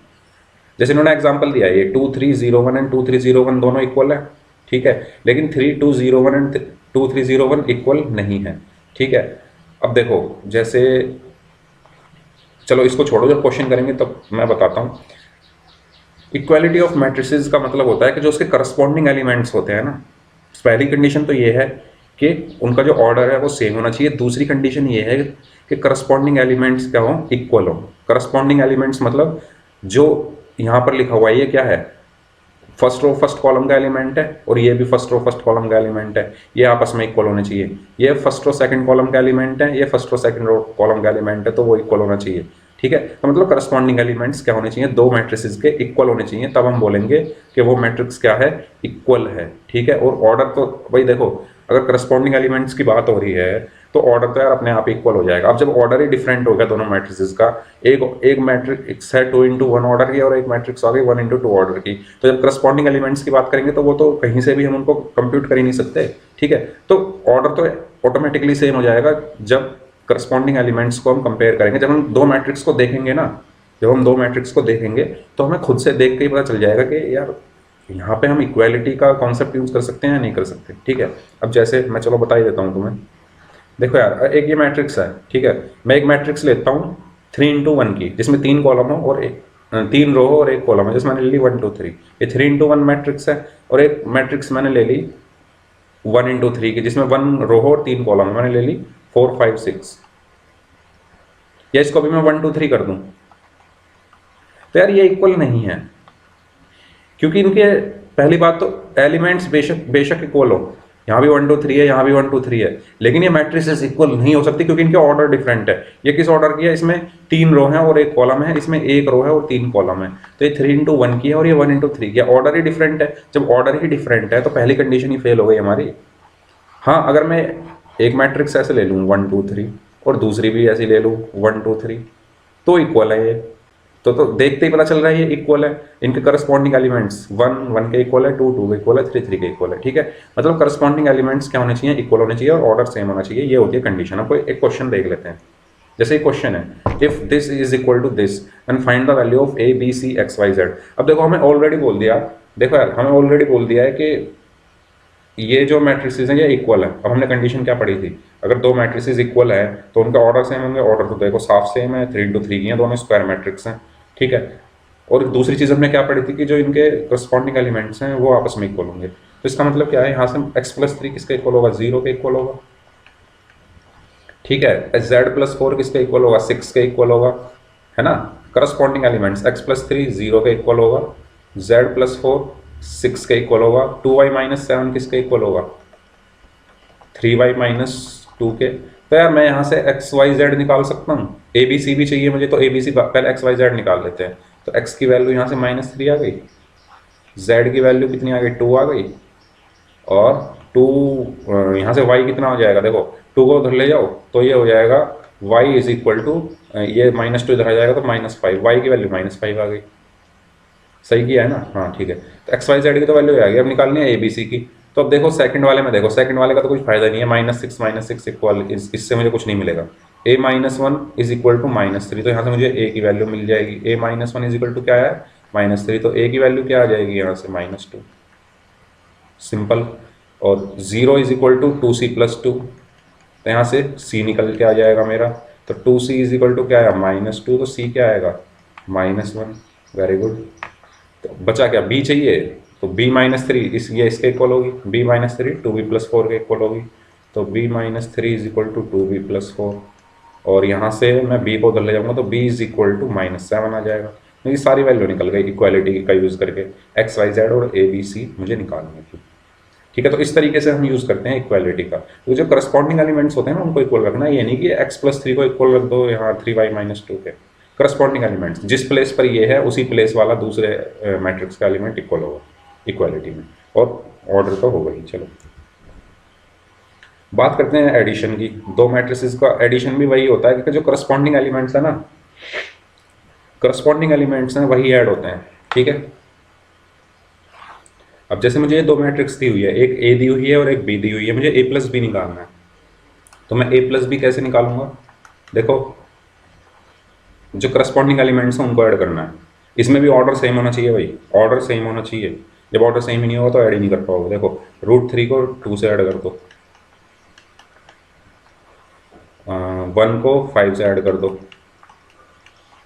-1 को 1 से ऐड कर दो तो 0 आ जाएगा, 2 को -2 से ऐड करोगे 0 आ जाएगा, 3 को 3 से ऐड करोगे 6 आ जाएगा, 0 को 1/2 से ऐड करोगे तो ये आ जाएगा आपका a+b। As simple as that, बहुत सिंपल है। तो दो नंबरों को इस ऐड करना है इसमें। तो चौथी पांचवी क्लास में जो करते थे ना, एडिशन ऑफ 2 नंबर्स, जो वही ऐड करने हैं, करस्पॉन्डिंग एलिमेंट्स को ऐड कर देना है। ठीक है, ये मत करना कि √3 को ऐड कर दो इस -2 से। ठीक है, करस्पॉन्डिंग एलिमेंट्स ऐड होंगे। ओके, ये होता है एडिशन ऑफ मैट्रिसेस। बात करते हैं, हाँ ये तो मैंने बता ही दिया, ऑर्डर सेम होना चाहिए ए और बी का। ठीक है, ऑर्डर सेम होना चाहिए, अगर ऑर्डर सेम नहीं होगा तो भाई मैट्रिसेस का एडिशन होगा ही नहीं। ठीक है, ये नोट करके रखना है अपने पास। अब multiplication of matrix bye scalar. अब कोई स्केलर, स्केलर क्या होता है बेसिकली, जो हमारे स्केलर क्वांटिटीज, कोई कांस्टेंट हो गया, जैसे एक मैट्रिक्स हमें दी हुई है, कांस्टेंट उसमें मल्टीप्लाई करना है। ठीक है, जैसे ये है ए एक मैट्रिक्स है, ठीक है, फिर 3a मुझे निकालना है। तो स्केलर मल्टीप्लिकेशन का मतलब क्या होता है कि इस पूरे 3 की, ठीक है, ये जो 3 है आपका, हाँ ये जो 3 है आपका, a मुझे पता है, ठीक है, a पता है, 3a निकालना है। तो 3a की वैल्यू यहाँ रख दी। अब इस पूरे 3 की हर एलिमेंट में मल्टीप्लाई होगी, इस मैट्रिक्स के अंदर जितने भी एलिमेंट, तो 3 की पहले 3 में हुई 9, फिर 3 की 1 में 3, 3 की 1.5 में 4.5, 3 की √5 में 3√5, 3 की फिर 7 में हुई 21, 3 की -3 में 9, 3 की 2 में हुई 6, 3 की 0 में 0, 3 की 5 में 15। ठीक है, तो ये होता है स्केलर मल्टीप्लिकेशन। ये नहीं कि किसी एक रो या एक कॉलम में होएगी या किसी एक एलिमेंट में होएगी, सब में होगी। ठीक है, in the case of matrix जब हम डिटर्मिनेंट पढ़ेंगे उसमें दूसरा कॉन्सेप्ट आ जाता है। अभी हम बात कर रहे हैं सिर्फ मैट्रिक्स की। मैट्रिक्स में हर एलिमेंट में स्केलर क्वांटिटी की मल्टीप्लाई होगी। ठीक है, ये चीज़ हमें याद रखनी है। अब आगे चलते हैं। तो अब बताओ, ये क्वेश्चन है, कर दोगे इसको? ए दिया हुआ है, बी दिया हुआ है, 2a माइनस बी निकालना है। तो पहले 2a निकाल लो और उसे b में से माइनस कर दो। ठीक है, चलो करते हैं इसको फिर। तो मुझे दिया हुआ है, पहले मैं 2a निकालता हूँ। तो 2a क्या होगा? 2a का मतलब क्या है? 2 इंटू 1 2 3 2 3 1, यही तो होगा। ए मैट्रिक्स सही है। अब मैंने क्या बताया था, हर एलिमेंट में मल्टीप्लाई होगी। तो कर दो 2 4 6 4 6 2। ठीक है, ये 2a आ गया। अब 2a माइनस बी क्या होगा? 2a माइनस बी निकालना है। तो 2a कितना है? 2 4 6 4 6 2, इसमें से माइनस करना है हमें b क्या है? 3 -1 3 -1 0 2, कर दो माइनस। तो 2 में से 3 माइनस करोगे, जैसे एडिशन में मैंने बताया था ना करस्पॉन्डिंग एलिमेंट्स ही ऐड होते हैं, ऐसे ही सेम सब्सट्रैक्शन में भी करस्पॉन्डिंग एलिमेंट्स। 2 3 से सब्ट्रैक्ट होगा -1, 4 -1 से सब्ट्रैक्ट होगा 5, 6 3 से सब्ट्रैक्ट होगा 3, 4 -1 से सब्ट्रैक्ट होगा 5, 6 0 से सब्ट्रैक्ट होगा 6, 2 से सब्ट्रैक्ट होगा 0। ये क्या आ गया? 2a minus B. सिंपल है ना, बहुत सिंपल है। ठीक है, तो इस तरीके से हमें करना है। आगे चलते हैं। मुझे x और y की वैल्यू निकालनी है और x प्लस वाई और x माइनस वाई दिया हुआ है। तो इसमें मैं क्या करूंगा, जो इन दोनों को पहले ऐड कर लूंगा, x प्लस वाई और x माइनस वाई को। तो x plus Y plus x minus Y left hand side add कर ली। ऐसे ही मैट्रिक्स भी ऐड हो जाएंगी। 5 2 0 9 प्लस 3 6 0 -1। ठीक है, तो यहाँ y से y कैंसिल होगा, क्या बचा? 2x इज इक्वल टू, तो 5 और 3 क्या बचा? 8, 2 और 6 8, 0 एंड 0 0, 9 में से माइनस 9 प्लस -1 8। ठीक है, ये बचा। ये क्या है? 2x। तो x कितना होगा? 1/2 इंटू 8 8 0 8। तो यहाँ से x क्या होगा? मैंने बताया था अंदर पूरे में मल्टीप्लाई होगी। अब 1/2 की 8 में मल्टीप्लाई करोगे तो 4 आएगा। ऐसे यहाँ पे 4 आएगा, यहाँ पर 0 4, तो x आ गया। ये x क्या आ गया? 4 4 0 4। ठीक है, अब y निकालना है। तो y आप कैसे निकाल सकते हो? या तो इन दोनों मैट्रिक्स को जैसे मैंने अभी ऐड किया, इनको सब्ट्रैक्ट कर दो। ठीक है, जब आप इसको सब्ट्रैक्ट करोगे दोनों मैट्रिक्सेस को, तो आपके पास कुछ ऐसा बचेगा, x plus Y minus X plus Y. ठीक है, इज इक्वल टू, इनको सब्ट्रैक्ट कर दो। 5 में से 3 गया, कितना बचा? 2, 2 में से 6 गया -4, 0 में से 0 गया 0, 9 में से 1 गया 10, 9 में से -1 गया तो 10। ठीक है, ये बचा। यहाँ x से x कट गया, तो 2y इज इक्वल टू क्या बचा? 2 -4 0 10, तो y इज इक्वल टू क्या बचा? 1/2 2 -4 0 एंड 10। और मैं कह सकता हूँ कि इसके अब अंदर मल्टीप्लाई कर दो तो ये बचेगा 1 -2 0 एंड 5। ठीक है, तो ये y आ गया और ये x आ गया। इस तरीके से हमें क्वेश्चंस को करना है। सो यहाँ पे x और y की वैल्यू हमें निकालनी है। ठीक है, तो हमें दिया हुआ है 2 और एक मैट्रिक्स दी हुई है, फिर प्लस करके एक मैट्रिक्स और दी हुई है, और इज इक्वल टू एक मैट्रिक्स दी हुई है। तो यहाँ पर हमारे कौन कौन से कॉन्सेप्ट यूज होंगे? पहला यहाँ पर हमारा स्केलर मल्टीप्लिकेशन का कॉन्सेप्ट यूज होगा। ठीक है, जो अभी हमने पढ़ा था। और दूसरा कॉन्सेप्ट कौन सा यूज होगा? दूसरा हमारा एडिशन का, मैट्रिक्स एडिशन का। तीसरा कौन सा कॉन्सेप्ट यूज होगा? इक्वालिटी का। ठीक है, तो ये 3 कॉन्सेप्ट इस एक क्वेश्चन में यूज होंगे, जो कि हम तीनों जो है वो पढ़ चुके हैं। तो इस क्वेश्चन को करते हैं। तो सबसे पहले 2 के अंदर मल्टीप्लाई कर दूं, स्केलर मल्टीप्लिकेशन। तो 2x 10 14 2y -6 plus 3 -4 1 2 is equal to 7 6 15 and 14। ठीक है, अब इनको ऐड कर दूं तो ये हो जाएगा 2x प्लस 3, और ये हो जाएगा 6 14 और 1 15, और ये हो जाएगा 2 1 -6 प्लस 2 कितना होगा? 2y -4। ठीक है, इज इक्वल टू कितना होगा 7, 6, 15 एंड 14, ठीक है। और अब यहाँ इक्वालिटी यूज होगी तो 2x प्लस 3 कितना आया 7, x की वैल्यू चाहिए, और 2y माइनस 4 क्या आया 14, तो x की वैल्यू क्या आएगी यहाँ से 7 माइनस 3 4, तो 2 आएगी x की वैल्यू, ठीक है। x 2 आया और y कितना आएगा 14 प्लस 4 18, तो 9 आ जाएगा y, ठीक है। तो x 2 आया y 9 आया, ये हमारे क्या होंगे x और y की वैल्यू होंगी, ठीक है। नेक्स्ट है मल्टीप्लीकेशन ऑफ मैट्रिसेस। सबसे इंपॉर्टेंट चीज, सबसे इंपॉर्टेंट टॉपिक मैट्रिसेस का है मल्टीप्लीकेशन का। सबसे पहली चीज मल्टीप्लीकेशन पॉसिबल कब है? मल्टीप्लीकेशन पॉसिबल जब है, देखो अगर हम मल्टीप्लीकेशन कर रहे हैं तो हमें सबसे पहली चीज दो मैट्रिक्स चाहिए। तो मल्टीप्लीकेशन पॉसिबल कब है? जब हमारे पास दो मैट्रिक्स हो, ठीक है। दूसरी चीज मल्टीप्लीकेशन पॉसिबल कब है? जब हमारे पहले मैट्रिक्स के जो कॉलम है वो इक्वल टू हो दूसरी मैट्रिक्स के रो के। मेरी बात ध्यान से सुनेंगे, मल्टीप्लीकेशन कब पॉसिबल है दो मैट्रिक्स का? जब पहली मैट्रिक्स का जो कॉलम है वो दूसरी मैट्रिक्स के रो के इक्वल हो। फॉर एग्जांपल अगर एक मैट्रिक्स है 2 इंटू 3 की, तो दूसरी मैट्रिक्स होनी चाहिए 3 इंटू, यहाँ कुछ भी हो 3 इंटू 3 की कह दी मैंने फॉर एग्जाम्पल। तो ये पहले मैट्रिक्स की रो है और ये कॉलम है, ये दूसरे मैट्रिक्स की रो है और ये कॉलम है। तो ये जो वैल्यू है पहले मैट्रिक्स का कॉलम और दूसरे मैट्रिक्स की रो इक्वल होनी चाहिए, तभी हम मल्टीप्लिकेशन कर सकते हैं। अगर आपके पास कोई ऐसा क्वेश्चन आ जाए जिसमें पहले मैट्रिक्स की कॉलम और दूसरे मैट्रिक्स की रो इक्वल ना हो, तो लिख देना साफ मल्टीप्लिकेशन इज नॉट पॉसिबल। ऐसा होगा नहीं, बट बाई चांस ऐसा हो जाए तो लिख देना multiplication is not possible. Multiplication जब भी पॉसिबल है जब पहली मैट्रिक्स का कॉलम दूसरी मैट्रिक्स के रो के इक्वल हो। और जो रिजल्ट होगा, जो हमें रिजल्ट मिलेगा वो क्या मिलेगा? पहली मैट्रिक्स का रो और दूसरी मैट्रिक्स का कॉलम, यानी 2 इंटू 3 की फॉर्म में हमें जो रिजल्टेंट मिलेगा मल्टीप्लिकेशन का वो इस फॉर्म की मैट्रिक्स होगी। समझ में आया मैंने क्या कहा? सबसे पहली चीज मैंने कही कि अगर हमारे पास दो मैट्रिक्स हैं, ठीक है, तो एक मैट्रिक्स अगर 2 इंटू 3 की है तो मल्टीप्लिकेशन होने के लिए दूसरी मैट्रिक्स 3 इंटू समथिंग की होनी चाहिए। अब समथिंग में फॉर एग्जाम्पल मैंने 3 मान लिया। मेरा कहने का मतलब है मल्टीप्लिकेशन जब भी पॉसिबल है जब ये दोनों वैल्यू इक्वल हो, ठीक है। अगर मल्टीप्लिकेशन हो गया तो हमारे जो रिजल्ट होगा उसका जो ऑर्डर होगा, ऑर्डर ऑफ रिजल्ट, वो क्या होगा? जो वैल्यू बची हमारी 2 और 3, तो 2 इंटू 3 की आएगी हमारी मैट्रिक्स मल्टीप्लिकेशन। ओके, इतनी चीज समझ में आई? बस मैं यही बताना चाह रहा था। अब देखते हैं मल्टीप्लिकेशन होता कैसे है, ठीक है। तो सबसे पहली चीज जो मैंने बताई कि मल्टीप्लिकेशन पॉसिबल होने के लिए हमारे number of column of first matrix is equal to होना चाहिए number of rows of second matrix. Okay, अब जैसे मेरी ये मैट्रिक्स है, मुझे यहाँ पर क्या करना है? मल्टीप्लिकेशन करना है। तो अब देखो, अगर जैसे ये C है और ये D है, तो CD ये हुआ, ठीक है। अब देखो जब हम अपना जो हमारी क्या कहते हैं उसको स्टैंडर्ड मैट्रिक्स होती है वो किस तरह की होती है? A11 जो मैंने सबसे पहले बताया था, A13, ठीक है, A21, मतलब यहाँ ऐसे करके A1n तक जा सकता है, ठीक है। ऐसे ही A21, A22, A23 और ये A2n तक जा सकता है, ठीक है। और ऐसे ही ये जाएगा AN1 तक, ये जाएगा AN2 तक, ये जाएगा AM, लिख लो इसको, N तो उधर आ गया ना, M लिख लो, AM2 तक, AM3 तक, और ये जाएगा AMN तक, ठीक है, AMN तक। समझ में आया? तो इस तरीके से हमारी मैट्रिक्स चलेगी। ये मैट्रिक्स यहाँ तक है, ठीक है। ये मैट्रिक्स ऐसे होती है। तो यहाँ क्या आता है?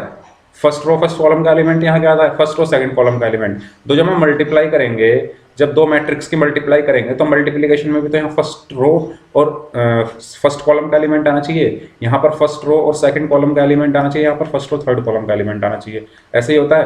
तो मल्टीप्लिकेशन करते टाइम हम क्या करेंगे? सबसे पहले अगर हमें फर्स्ट रो और फर्स्ट कॉलम का एलिमेंट चाहिए तो हम फर्स्ट रो पहले मैट्रिक्स की और दूसरे मैट्रिक्स की फर्स्ट कॉलम को मल्टीप्लाई करेंगे। समझ रहे हैं बात? फिर मुझे चाहिए फर्स्ट रो और सेकंड कॉलम, तो फर्स्ट रो लूंगा मैं पहली मैट्रिक्स की और दूसरा कॉलम लूंगा मैं दूसरी मैट्रिक्स का। समझ में आई ये बात? फिर मुझे चाहिए फर्स्ट रो और थर्ड कॉलम। फर्स्ट रो तो ये हो गया, अब इसमें थर्ड है ही नहीं तो छोड़ दो उसको। समझ में आ रही है ना बात? तो हमें इस जो मैंने शुरू में कॉन्सेप्ट बताया था ना कि आपको रो याद रखनी है पहले, फिर कॉलम आता है, ऐसे याद रखनी है, तो यहाँ पर भी काम आएगा वो, ठीक है। तो कहने का मतलब क्या है कि रो की मल्टीप्लिकेशन कॉलम में होगी। सिंपल सी बात है। फर्स्ट रो की मल्टीप्लिकेशन फर्स्ट कॉलम में करके हमें 1 1 मिलेगा, फर्स्ट रो की मल्टीप्लिकेशन सेकंड कॉलम में करके हमें 1 2 मिलेगा, फर्स्ट रो की मल्टीप्लिकेशन थर्ड कॉलम में करके हमें 1 3 मिलेगा। लेकिन यहाँ पर थर्ड कॉलम है ही नहीं तो हम 1 2 पर ही रुक जाएंगे। अब देखो इतनी चीज समझ में आ गई? चलो ठीक है। अब क्या करता हूँ मैं इसको देखो, इसमें क्या किया हुआ है, देखो यहाँ पर मुझे चाहिए 1 1 फर्स्ट रो फर्स्ट कॉलम। तो मैंने सबसे पहले ये देखो ये फर्स्ट रो है, एक मिनट में, एक मिनट, ओके। तो ये देखो ये फर्स्ट रो है, फर्स्ट रो है और ये फर्स्ट कॉलम है, तो इसका मल्टीप्लाई हुआ 1 की 2 में मल्टीप्लाई हुई पहले, फिर प्लस करेंगे, फिर -1 की -1 में होगी, फिर प्लस करेंगे, फिर 2 की 5 में होगी, प्लस किया, इनको अभी ऐसे ही लिख दिया क्योंकि अभी आगे आएंगे, ठीक है। तो फर्स्ट एलिमेंट हमारा, फर्स्ट रो फर्स्ट कॉलम का एलिमेंट हमारा कैसे आएगा, हम फर्स्ट रो और फर्स्ट कॉलम का मल्टीप्लाई करेंगे 1 की 2 में, ठीक है। फर्स्ट रो के हर एलिमेंट की जैसे रेस्पेक्टिव एलिमेंट में बोलूंगा, फर्स्ट रो के रेस्पेक्टिव एलिमेंट की सेकंड रो के रेस्पेक्टिव एलिमेंट से करेंगे। मतलब जैसे अगर फर्स्ट एलिमेंट लेंगे तो फर्स्ट के साथ, सेकंड एलिमेंट सेकंड के साथ, थर्ड एलिमेंट थर्ड के साथ, ठीक है। और उन सबको प्लस कर देना है। ये बात समझ में आ गई, ठीक है। तो जब इसको करेंगे तो 2 + 2 4, नहीं 2 + 1 3, 3 और 10 13, तो यहाँ पर 13 आ गया, ठीक है। अब बात करते हैं यहाँ पे सेकंड एलिमेंट की। सेकंड एलिमेंट में हम फर्स्ट रो लेंगे और सेकंड एलिमेंट, क्योंकि यहाँ पे 1 2 आता है ना, 1 2 ही तो आता है। अभी जो मैंने मैट्रिक्स बताई थी, देखो जो मैंने अपनी मैट्रिक्स बनाई थी अभी, जो जनरल मैट्रिक्स जो स्टैंडर्ड थी, उसमें यहाँ 1 1 आता है, यहाँ 1 2 आता है, यहाँ 1 3 आता है और ऐसे ही चलता जाता है। ऐसे ही A21 A22 A23 और ये ऐसे चलता जाता है। फिर A31 और ये नीचे ऐसे चलता जाता है, A32 ऐसे और A33। मतलब ये जितने ही रो कॉलम होंगे उसके अकॉर्डिंग ये मैट्रिक्स हमारी बन जाएगी। अब देखो पहले क्या आता है, A11 मतलब फर्स्ट रो फर्स्ट कॉलम। तो फर्स्ट रो ये हो गई, फर्स्ट कॉलम ये हो गया, इन दोनों का मल्टीप्लीकेशन, ठीक है। 1 की 2 में करी, -1 की 1 में करी, -1 की -1 में करी, 2 की 5 में करी और उनको सबको ऐड कर दिया। अब यहाँ क्या आएगा, अब चाहिए मुझे फर्स्ट रो और सेकंड कॉलम। तो अगेन फिर फर्स्ट रो लेंगे और सेकंड कॉलम में लेंगे दूसरी मैट्रिक्स का, तो उसको यहाँ लिख दिया हमने, ये लिखा हुआ सब, ठीक है। उसके बाद इसको ऐड करा, जो ऐड करने के बाद जो भी आया लिख दिया। ऐसे ही फिर हमें सेकंड रो, यहाँ क्या आता है 2 1 आता है, उसके बाद 2 1 आता है, तो सेकंड रो लेनी है और फर्स्ट कॉलम। तो सेकंड रो ये हो गई इसकी फर्स्ट मैट्रिक्स की, और फर्स्ट कॉलम ये हो गया, तो यहाँ से A21 मिल जाएगा। बस समझ में आई। ऐसे ही फिर हम सेकंड रो और सेकंड कॉलम लेके A22 निकाल देंगे और हमारी मल्टीप्लिकेशन कंप्लीट हुई। इस तरीके से हम मल्टीप्लिकेशन करते हैं सॉरी।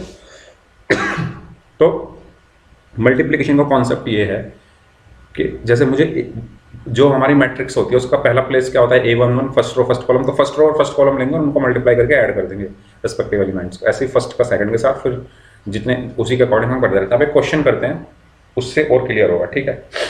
चलिए, जैसे ये क्वेश्चन है, मुझे A की वैल्यू दी गई है, B की वैल्यू दी गई है। सबसे पहले तो मैं ये चेक करूंगा कि क्या मैट्रिक्स का मल्टीप्लिकेशन पॉसिबल है। तो मैं ऑर्डर देखूंगा सबसे पहले, ऑर्डर ऑफ मैट्रिक्स A क्या है, ऑर्डर ऑफ मैट्रिक्स क्या है। रो इंटू कॉलम होता है, तो रो कितनी है 2, कॉलम कितने हैं 2, तो A मैट्रिक्स का ऑर्डर है 2 × 2। ऑर्डर ऑफ मैट्रिक्स B क्या है, सबसे पहले मैंने ऑर्डर निकालने सिखाया था। तो 2 रो हैं और 3 कॉलम है, तो 2 × 3। अब देखो पहली मैट्रिक्स है 2 × 2 की, दूसरी मैट्रिक्स है 2 × 3 की, तो मतलब पहली मैट्रिक्स में जो कॉलम है वो दूसरी मैट्रिक्स के रो के इक्वल है। इसका मतलब मल्टीप्लिकेशन पॉसिबल है। और जो हमारा रिजल्ट आएगा ना, तो वो आएगा 2 × 3 का। अभी जब हम रिजल्ट निकालेंगे तो जो मैट्रिक्स निकल के आएगी वो हमारी 2 × 3 ऑर्डर की आएगी, ठीक है। अब देखो, अब मैंने यहाँ से 2 चीज़ निकाली कि एक तो मल्टीप्लिकेशन पॉसिबल है क्योंकि मैट्रिक्स A का जो ऑर्डर है वो क्या है 2 × 2 है, और B का जो ऑर्डर है वो क्या है 2 × 3 है। और जो हमारा रिजल्ट आएगा वो किस मैट्रिक्स का आएगा बताओ, रिजल्ट आएगा 2 × 3 का, ठीक है। तो रिजल्ट आना है हमारा 2 × 3 का। तो 2 × 3 की मैट्रिक्स हमारी कैसी होगी, कुछ ऐसी होगी जिसमें 2 रो होंगे यानी, और 3 कॉलम होंगे, 3 कॉलम कुछ ऐसे होंगे। तो लिख दो भैया, मैट्रिक्स तो इजीली लिख सकते हैं। 2 रो मतलब पहले पे A11 आएगा, फिर A12 आएगा और फिर A13 आएगा, दूसरे में A21 आएगा, A22 आएगा और A23 आएगा। तो हमें इस तरीके की मैट्रिक्स मिलेगी। अब देखो मुझे चाहिए A11 का मतलब है फर्स्ट रो और फर्स्ट कॉलम। तो पहले एलिमेंट का फर्स्ट रो मतलब 6 फर्स्ट रो कौन सी होगी इसमें 6 और 9, ठीक है। तो जो हमारा AB होगा, AB कुछ इस तरह होगा A11 A12 A13 A21 A22 A23 इस तरीके का होगा, क्योंकि हमने यहाँ से निकाल लिया कि 2 × 3 की मैट्रिक्स बनेगी। अब मुझे A11 चाहिए। A11 का मतलब है यहाँ पे क्या होता है, पहले रो होता है फिर कॉलम होता है, मतलब फर्स्ट रो की फर्स्ट कॉलम में मल्टीप्लाई। तो फर्स्ट रो है 6 की 2 में मल्टीप्लाई 12, फिर 9 की 7 में मल्टीप्लाई, तो कितना आएगा 63। खत्म, टाटा बाय बाय। 6 की 2 में 9 की 7 में, ये खत्म। इसके बाद चाहिए मुझे A12 मतलब फर्स्ट रो और सेकंड कॉलम। फर्स्ट रो ये, सेकंड कॉलम ये है, तो 6 की 6 में कितना होगा 36 और 9 की 9 में कितना होगा 81, खत्म। उसके बाद मुझे चाहिए 1 3 मतलब फर्स्ट रो ये है और C3 कहाँ है, थर्ड कॉलम ये है, तो 6 की 0 में 0 और 9 की 8 में 72, खत्म। अब ऐसे ही मुझे चाहिए 2 1 मतलब second row first column, second row ये है और फर्स्ट कॉलम हमारा ये है C1, ठीक है। अगर आपको एक मिनट रुक जाओ, मैं दूसरे कलर में लिख देता हूँ इसको। देखो ये है R1, ये है R2, ठीक है, ये है C1, ये है C2 और ये है C3। मल्टीप्लाई करनी है R1 की C1 में, फिर R1 की C2 में, जब तो 1 2 मिलेगा। 1 2 जब तो मिलेगा जब 1 और 2 लूंगा मैं। 1 3 कब मिलेगा जब 1 और 3 लूंगा मैं। ऐसे ही 2 1 कब मिलेगा जब 2 और 1 लूंगा। अब 2 क्या है, 2 इंटू 2 4 प्लस 3 इंटू 7 21, फिर 2 इंटू 6 12 प्लस 3 इंटू 9 27। प्रैक्टिस कर लोगे इन क्वेश्चंस की, बहुत ईजी है। 2 इंटू 0 0, 3 इंटू 8 24, गुणा भाग करनी है बस। A B is equal to क्या है, तो 63 प्लस 12 75, 36 और 81 कितने होते हैं 117 117, ये 72, ये 25, ये कितना आ गया 39 और ये 24। तो ये होगा multiplication of A and B, ठीक है। तो इस तरीके से हमें मल्टीप्लिकेशन करना है। पहले आपको देखना है मैट्रिक्स किस ऑर्डर की है और हमारा रिजल्ट किस ऑर्डर में आएगा। तो वो जो जनरल मैट्रिक्स है वो लिख लेनी है। फिर आपको A11 चाहिए तो मतलब फर्स्ट रो फर्स्ट कॉलम उठा लो, 1 2 चाहिए तो फर्स्ट रो सेकंड कॉलम उठा लो, 1 3 चाहिए तो फर्स्ट रो थर्ड कॉलम उठा लो। सबसे पहले चीज़, पहले जब मैंने ये वीडियो शुरू की थी तो मैंने यही बताया था कि पहले रो आती है फिर कॉलम आते हैं, ये बताया था ना मैंने। तो उसी कॉन्सेप्ट पे मैं चलता आ रहा हूँ। मल्टीप्लिकेशन भी हो गया हमारा, ऑर्डर भी हमने निकाल लिया, और क्या क्या था, एक काम और क्या था, हमने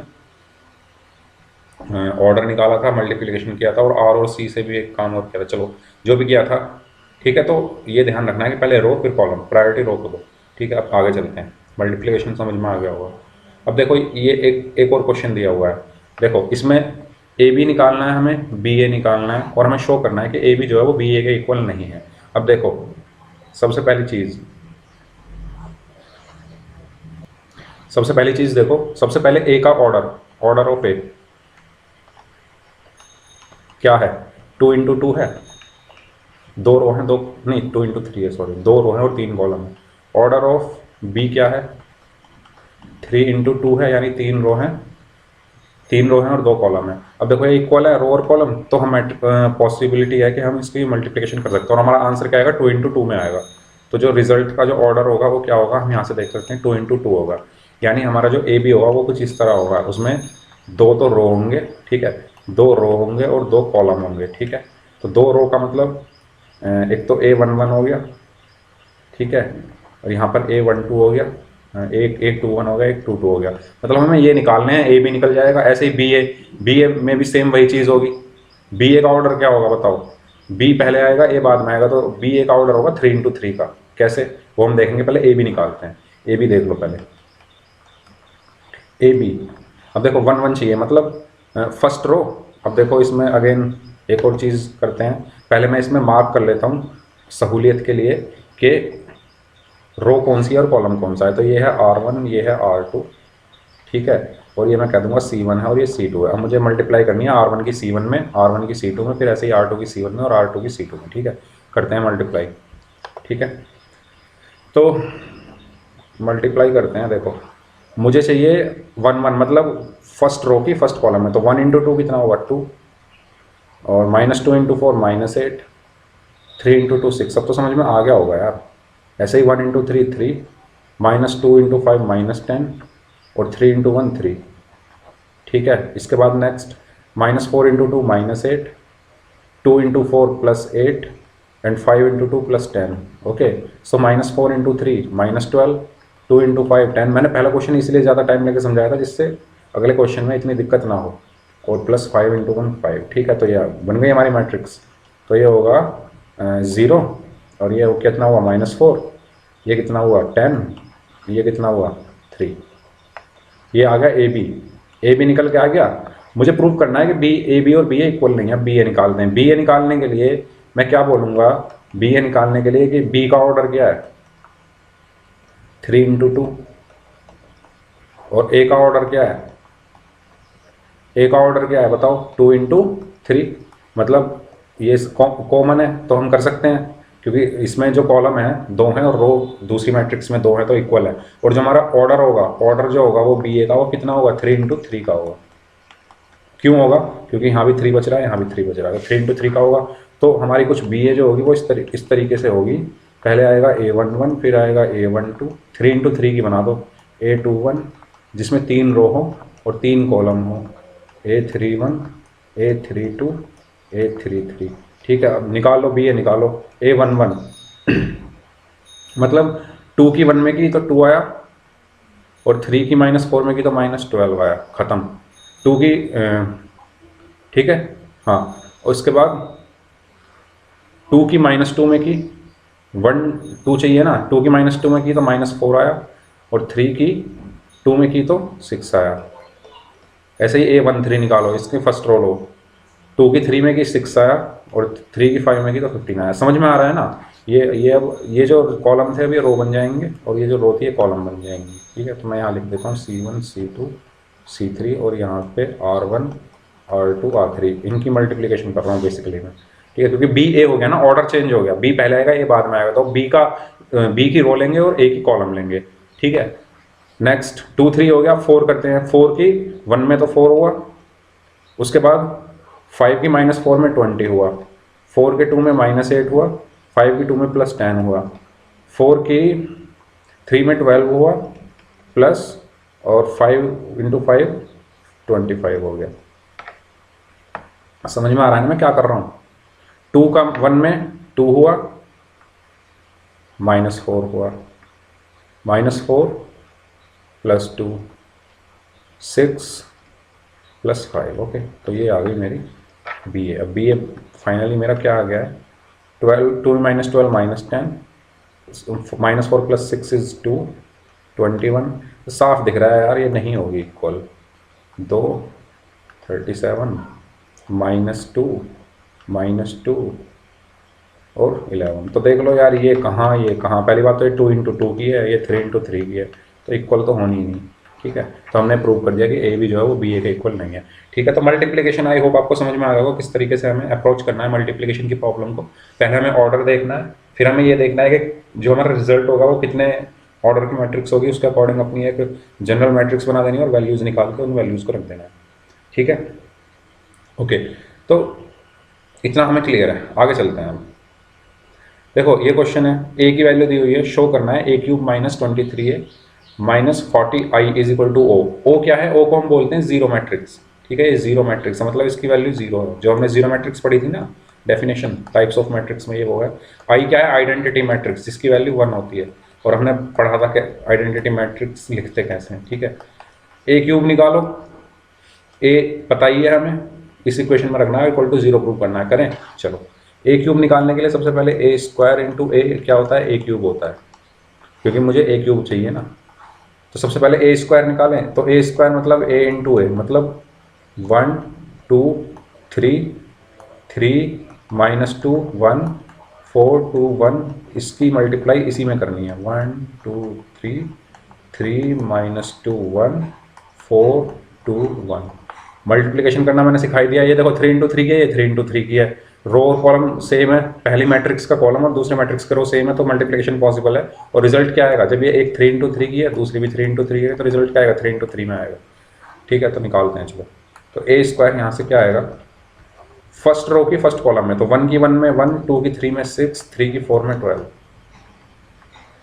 1 अब फर्स्ट रो की सेकंड कॉलम में, सो 1 × 2 2, 2 × -2 -4, 3 × 2 = 6।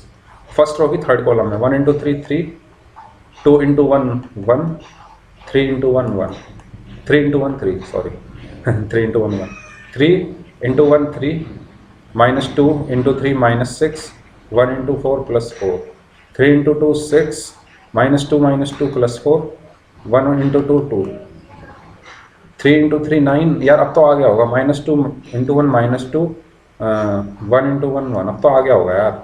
4 × 1 4, 2 × 3 2 × 3 6, कैसे कर रहा हूँ मैं? 1 × 4 4, 4 × 2 8। अब भी नहीं आया तो वीडियो पीछे करके देखो।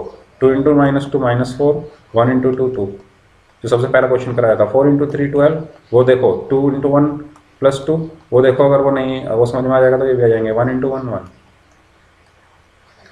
तो ए स्क्वायर क्या आया 6 और 1 7 और 12 19, ये हो जाएगा 4, ये हो जाएगा 7, ये हो जाएगा 1, ये हो जाएगा 12, ये हो जाएगा 8, नहीं 9 में से 2 गए 7, हाँ ठीक है, 6 और 4 10 और 4 14, 8 में से 4 गए 4 और 2 6, और 12 और 2 14 और 1 15, ये क्या आ गया ए स्क्वायर। निक चाहिए क्या ए क्यूब, तो इसमें ए की और मल्टीप्लाई होगी। अब करो 19 4 7 1 12 8 14 6 15, ठीक है, इसकी मल्टीप्लाई करनी है ए में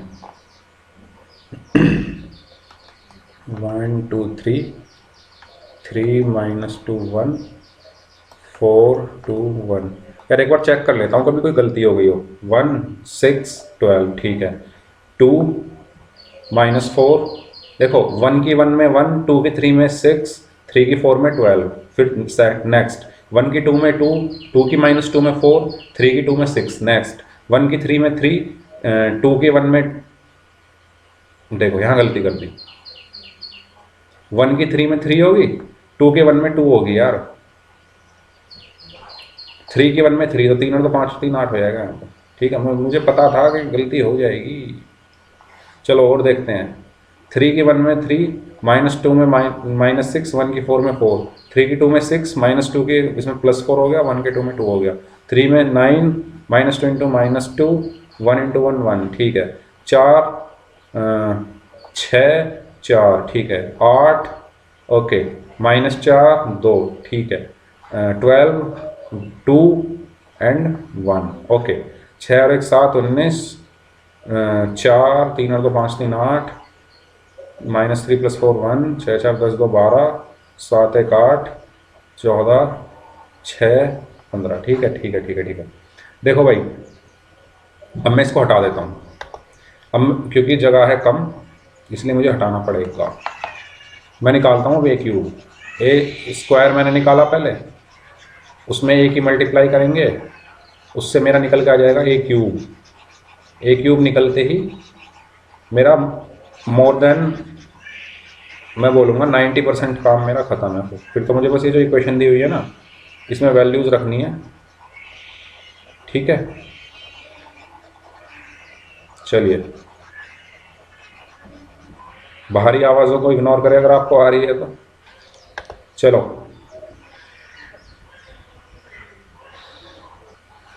चलो भाई करो, 19 की 1 में ए क्यूब चाहिए मुझे।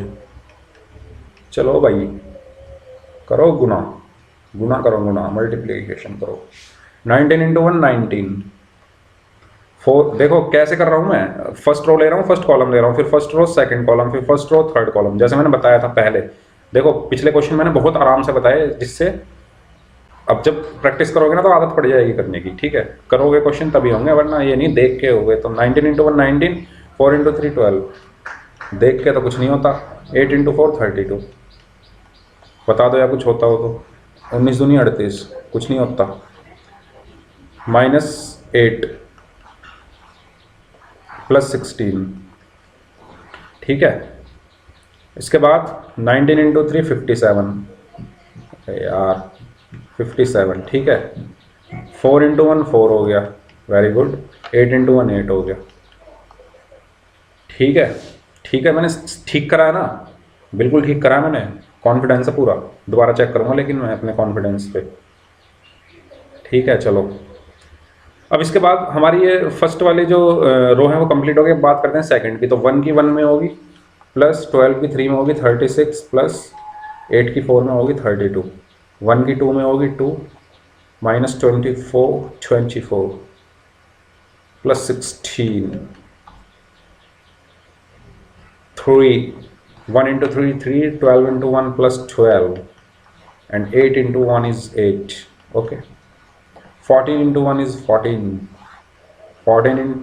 6 × 3 is 18, and 15 × 4 is 60, very good, 14 दूनी 28, 6 दूनी 12, 15 दूनी 30, देख रहे हो? मतलब बस पहाड़े पढ़ने हैं, टेबल्स पढ़नी है और कुछ नहीं है। मैट्रिक्स में करने का तरीका आ गया, पहाड़े पढ़ो बस। 14 इंटू 3 42 प्लस 6 इंटू 1 6 प्लस 15, देख रहे हो ना? एक बार वो चेक कर ले, पहाड़े का भी गलत पढ़ दिए हूँ। 19 12 32, ठीक है। 38 -8 and 16, okay. 57 4 and 8, okay. 1 36 and 32, okay. 2 -24 plus 16, okay. And 3 12 and 8, okay. 14 18 60 and 28 -12 plus plus 30, okay. 42, बिल्कुल बढ़िया जी, बिल्कुल बढ़िया। 6, बहुत बढ़िया बहुत बढ़िया, चलो सही है। ए क्यूब आ गया मेरा यहाँ से। 19 और 12 31, 31 और 32, 31 और 32 63, 63।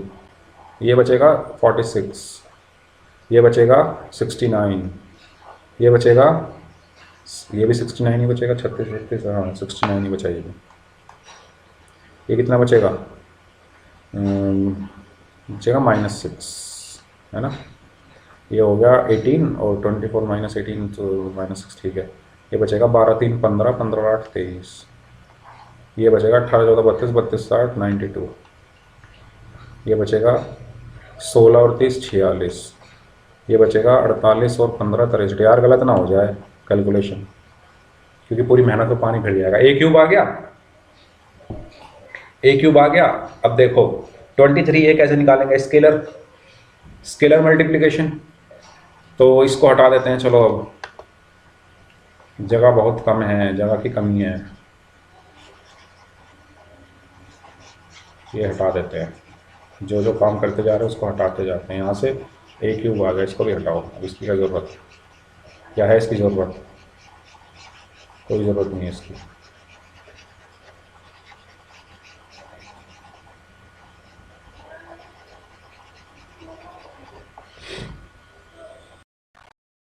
तो अब यहाँ से मेरे पास ए क्यूब आ चुका है। अब हम बात करते हैं, अब हम बात करते हैं किसकी? 23 ए निकालना है। तो 23 ए का मतलब क्या है कि 23 की मल्टीप्लाई ए में कर दो तो यहीं कर दें। चलो यहाँ 23 46 69, इसमें कर रहा हूँ। 23 की मल्टीप्लाई सभी एलिमेंट्स में होगी, स्केलर में बताया था मैंने। तो 69 -46 और 23 और 23 चौका 92, 23 दूनी 46। लग तो रहा है मतलब बैठ जाएगा सही 23, ठीक है। ये किसकी वैल्यू है? 23 ए की। 40 आई कितना होगा? अब देखो 40 आई कितना होगा? 40 इंटू आई क्या होता है? Identity matrix. आइडेंटिटी मैट्रिक्स जिसके जो डायगोनल हो वो 1 हो, बाकी सब 0। यही तो बताई थी मैंने। तो ये हो जाएगा 40 0 0 0 40 0 0 0 40, ठीक है। ठीक है, ऐसे ऐसे कुछ बने। ये मैट्रिक्स है, इसको हम क्या कर देते हैं? इसको हटा देते हैं जो ना।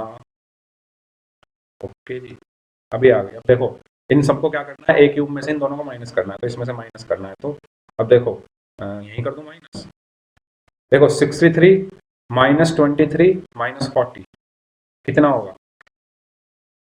0। अरे 63 में से 23 गया 40, 40 में से 40 गया 0। 46 -46 0, यहाँ तो 0 है ही। 69 -69 -0, तो ये भी 0। अब देखो सब 0 आ जाएंगे। 69 -69 -0, ये भी 0। -6 -46 -6 और -46। अब देखो बाहर माइनस का साइन है, ठीक है। बाहर माइनस का साइन है तो माइनस माइनस प्लस हो जाएगा, हो जाएगा नहीं? तो प्लस हो जाएगा। तो 46 -6 40 और -40 0, ठीक है। मतलब आप अब इन सबको सीधा माइनस करोगे, सब 0 आ जाएंगे। मैंने आपको ए क्यूब निकाल के दिखा दिया।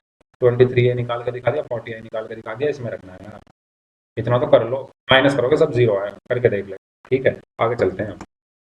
वन शॉट की बजाय लॉन्ग होती है वीडियो। SHORT, शॉर्ट, वो वाला शॉर्ट। ठीक है, ट्रांसपोज ऑफ मैट्रिक्स बात करते हैं। ट्रांसपोज का मतलब होता है, एक लाइन में बोलूँ तो रो को कॉलम बना दो, कॉलम को रो बना दो। देखो जैसे इसमें बनाया हुआ है, अब देखो इसमें ध्यान से, जो ए मैट्रिक्स है हमारी, एक मिनट, अभी ए मैट्रिक्स है, इसकी जो ये रो है 3 और 5, इसका बन गया है कॉलम 3 5। ये वाली जो रो है √3 और 1, इसका भी कॉलम बना दिया, 0 -1/5 का कॉलम बना दिया, और जो कॉलम थे उनकी रो बन गई। कॉलम, पहला कॉलम कौन सा है, 3√3 0, तो 3√3 0 कॉलम का 5 1 -5। ठीक है, तो ट्रांसपोज का मतलब convert the row into the columns. जब आप रोज को कॉलम्स में कन्वर्ट कर दोगे तो कॉलम्स ऑटोमेटिकली रोज में कन्वर्ट हो जाएंगे। ठीक है, इतनी सी बात है, आगे चलते हैं। जैसे ये क्वेश्चन दिया हुआ है, इसमें ए दिया हुआ है, बी दिया हुआ है, वेरीफाई करना है कि ए का जो ट्रांसपोज, अब देखो ट्रांसपोज को लिखने का तरीका क्या है, ए के ऊपर डैश लगा दो, इसका मतलब होता है ए ट्रांसपोज। अब इसमें यही बोला है, ए हमें दे दिया, बी दे दिया, अब बताओ ए का ट्रांसपोज इक्वल टू ए होगा। यार वो तो होगा ही, पहले आप रो को कॉलम में चेंज कर रहे हो, फिर दोबारा से कॉलम को रो में चेंज कर रहे हो, तो जहां से चले वहीं आ गए, तो वो तो होगा ही। कैसे होगा, चलो देख ही लेते हैं। ठीक है, देख ही लेते हैं इसको भी। देखो जैसे ए दिया हुआ है 3√3 2 4 0। ठीक है, ए ट्रांसपोज क्या होगा, अब देखो जो ये पहली वाली रो है इसको कॉलम बना दो, मतलब हॉरिजॉन्टली लिखा हुआ है, वर्टिकली लिख दो, 3√3 2। दूसरी वाली को 4 2 0 हो गया, ये होता है ट्रांसपोज। अब पहला जो ऑप्शन दिया हुआ है, हमें ए ट्रांसपोज का ट्रांसपोज निकालना है। अब देखो ए ट्रांसपोज तो ये है, ए ट्रांसपोज तो ये है, इसका भी ट्रांसपोज कर देंगे तो यार यही चीज तो आ जाएगी, ए ही तो आ जाएगा, यही हमें प्रूव करना है, तो करके देख लो। ए ट्रांसपोज लिख लो पहले, ये है A3√3 2 4 2 0, इसका ट्रांसपोज करना है, तो क्या होगा, रो का कॉलम बना, या 3 2 3 2 4 ए ही तो आ गई है, ए यही तो थी, यही थी ना। तो पहली चीज होगी प्रूफ। दूसरा है, इसको हटा देता हूँ, दूसरा है ए प्लस बी का ट्रांसपोज। पहले ए प्लस बी निकालो, ए प्लस बी क्या होगा, जो हमारे करस्पॉन्डिंग एलिमेंट्स हैं उनको ऐड कर दो, 3 + 2 5, 3 + 2 5, √3 - 1, और 2 + 2 4, 4 + 1 5, 2 + 2 4, 0 + 4 4, ये होगा ए प्लस बी। इसका ट्रांसपोज क्या होगा, ए प्लस बी का ट्रांसपोज क्या होगा, अब जो इसके ये रो है ना, इसको कॉलम बना दो, 5 √3 - 1 4 और 5 4, ये हो, ये ट्रांसपोज हो गया, इज इक्वल टू ए का ट्रांसपोज इंटू बी का ट्रांसपोज। अब ए का ट्रांसपोज क्या था यार, ए का ट्रांसपोज क्या था, अभी निकाला था, दोबारा निकाला, 3√3 4 2 0, ये ए ट्रांसपोज था। बी ट्रांसपोज क्या हो जाएगा, से ये बी दिया हुआ है, इसमें जो रो है उसको कॉलम बना दो, 2 - 1 2 4.4, ये इसका हुआ, इन दोनों को ऐड करना, तो A transpose plus B transpose क्या होगा, 3 और 2 5, 4 और 1 5।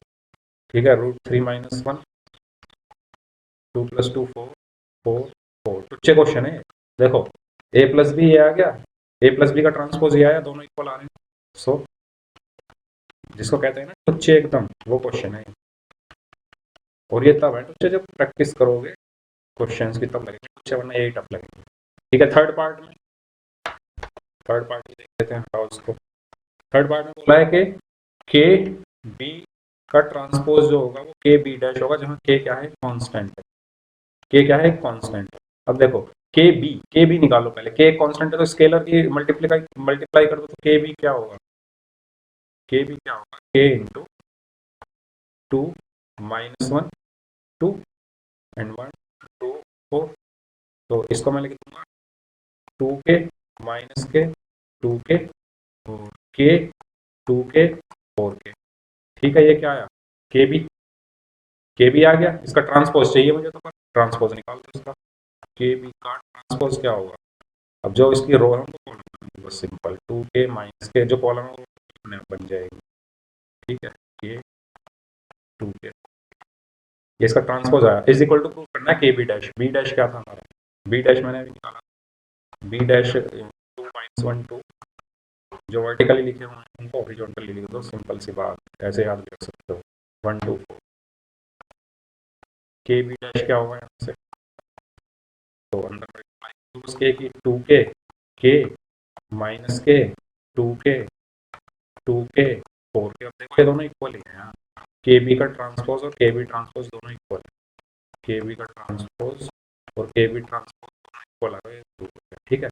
एग्जाम्पल नंबर 20 है बुक का, ठीक है। ऐसे होंगे क्वेश्चन, बहुत आसान है, पता होना चाहिए ट्रांसपोज का मतलब क्या होता है, ठीक है, चीज़ें याद होनी चाहिए।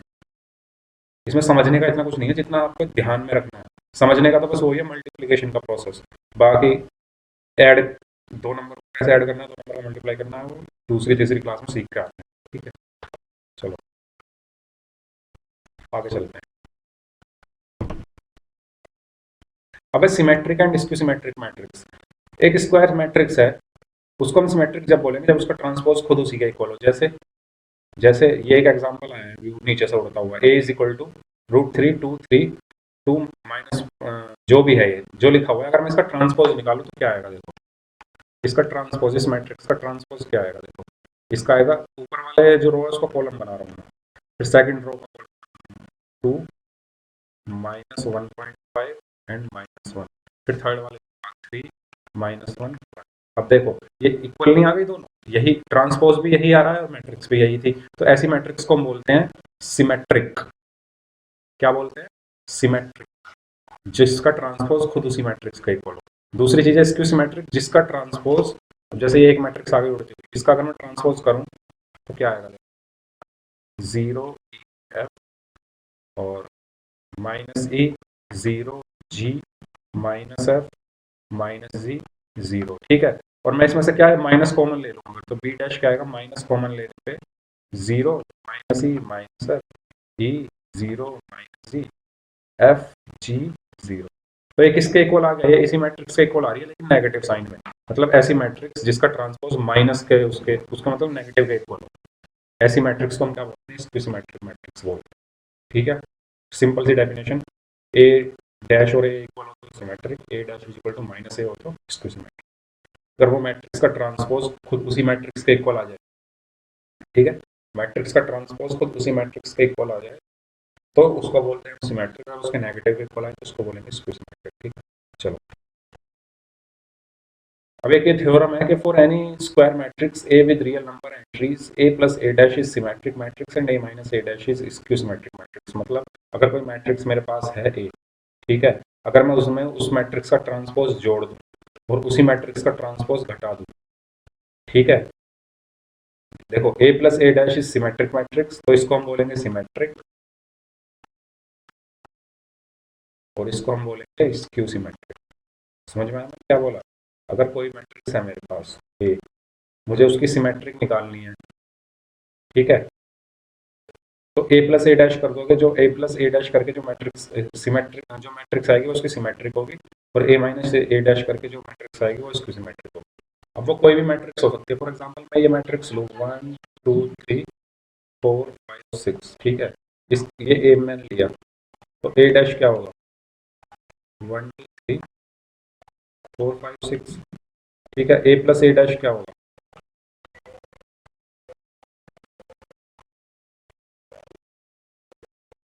ए प्लस ए डैश हम निकाल नहीं सकते क्योंकि हमने पहली लाइन हमने क्या पढ़ी है, स्क्वायर मैट्रिक्स होनी चाहिए, स्क्वायर मैट्रिक्स है नहीं, ये तो 2 × 3 की है, स्क्वायर मैट्रिक्स होती है इसमें रो और कॉलम बराबर, तो इसको हटाओ, एक स्क्वायर मैट्रिक्स लो, तो ये मैंने इसलिए बताया जिससे जो गलती हम करते हैं वो हमें दिख जाए, ये स्क्वायर मैट्रिक्स ही होनी चाहिए, उसका एडिशन कर ही नहीं सकते तो, ठीक है।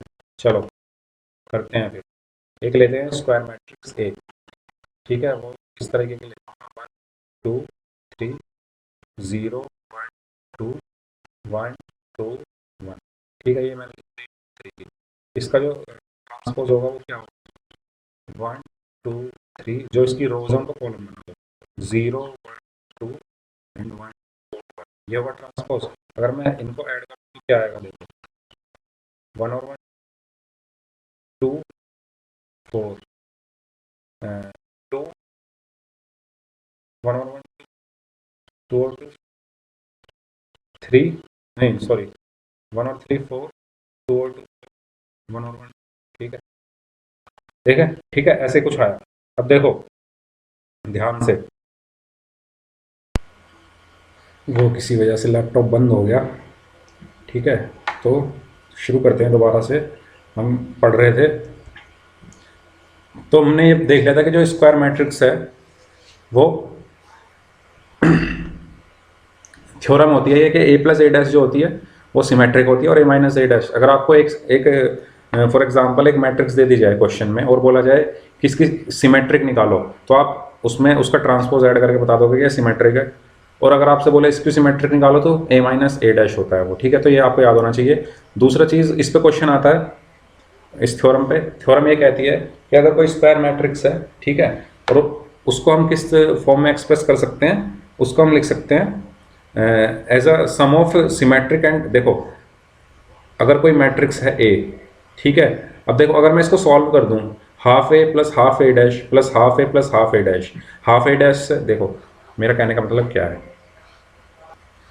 अगर कोई मैट्रिक्स है ए, ठीक है, ठीक है, इसमें मैं ए डैश जोड़ दूं और ए डैश ही माइनस कर दूं, ठीक है, और इस ए को मैं लिख दूं हाफ ए प्लस हाफ ए, ठीक है, और इस ए डैश को भी ऐसे ही लिख दूं, ठीक है, हाफ ए, और इस ए डैश को भी लिख दूं, या छोड़ो ऐसे मत करो, छोड़ो छोड़ो छोड़ो, इसको ऐसे समझो,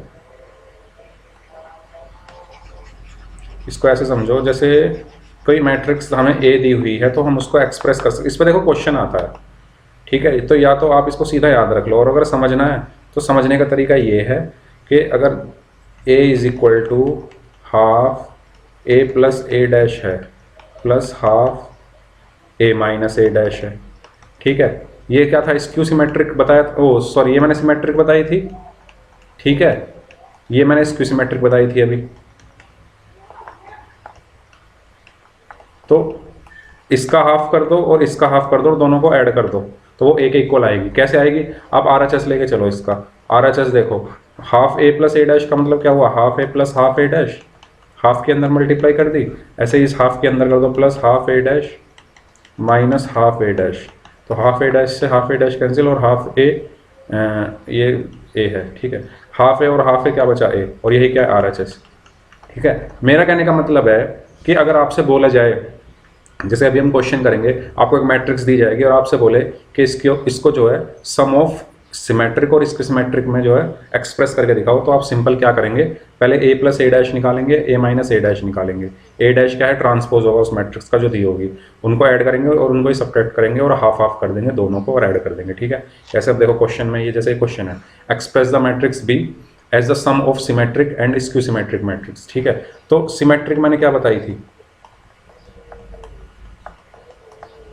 half of A plus A dash कर दो, ठीक है, और स्क्यू सिमेट्रिक में मैंने क्या बोला था, half of A minus A dash कर दो और उन दोनों को ऐड कर दो, half A plus A dash plus half A minus A dash, तो ये क्या हो जाएगी, एक्सप्रेस हो जाएगी as the sum of skew, as the sum of symmetric and skew symmetric, ठीक है, लेकिन यहाँ पर बी है तो ए की जगह बी कर देंगे, ठीक है।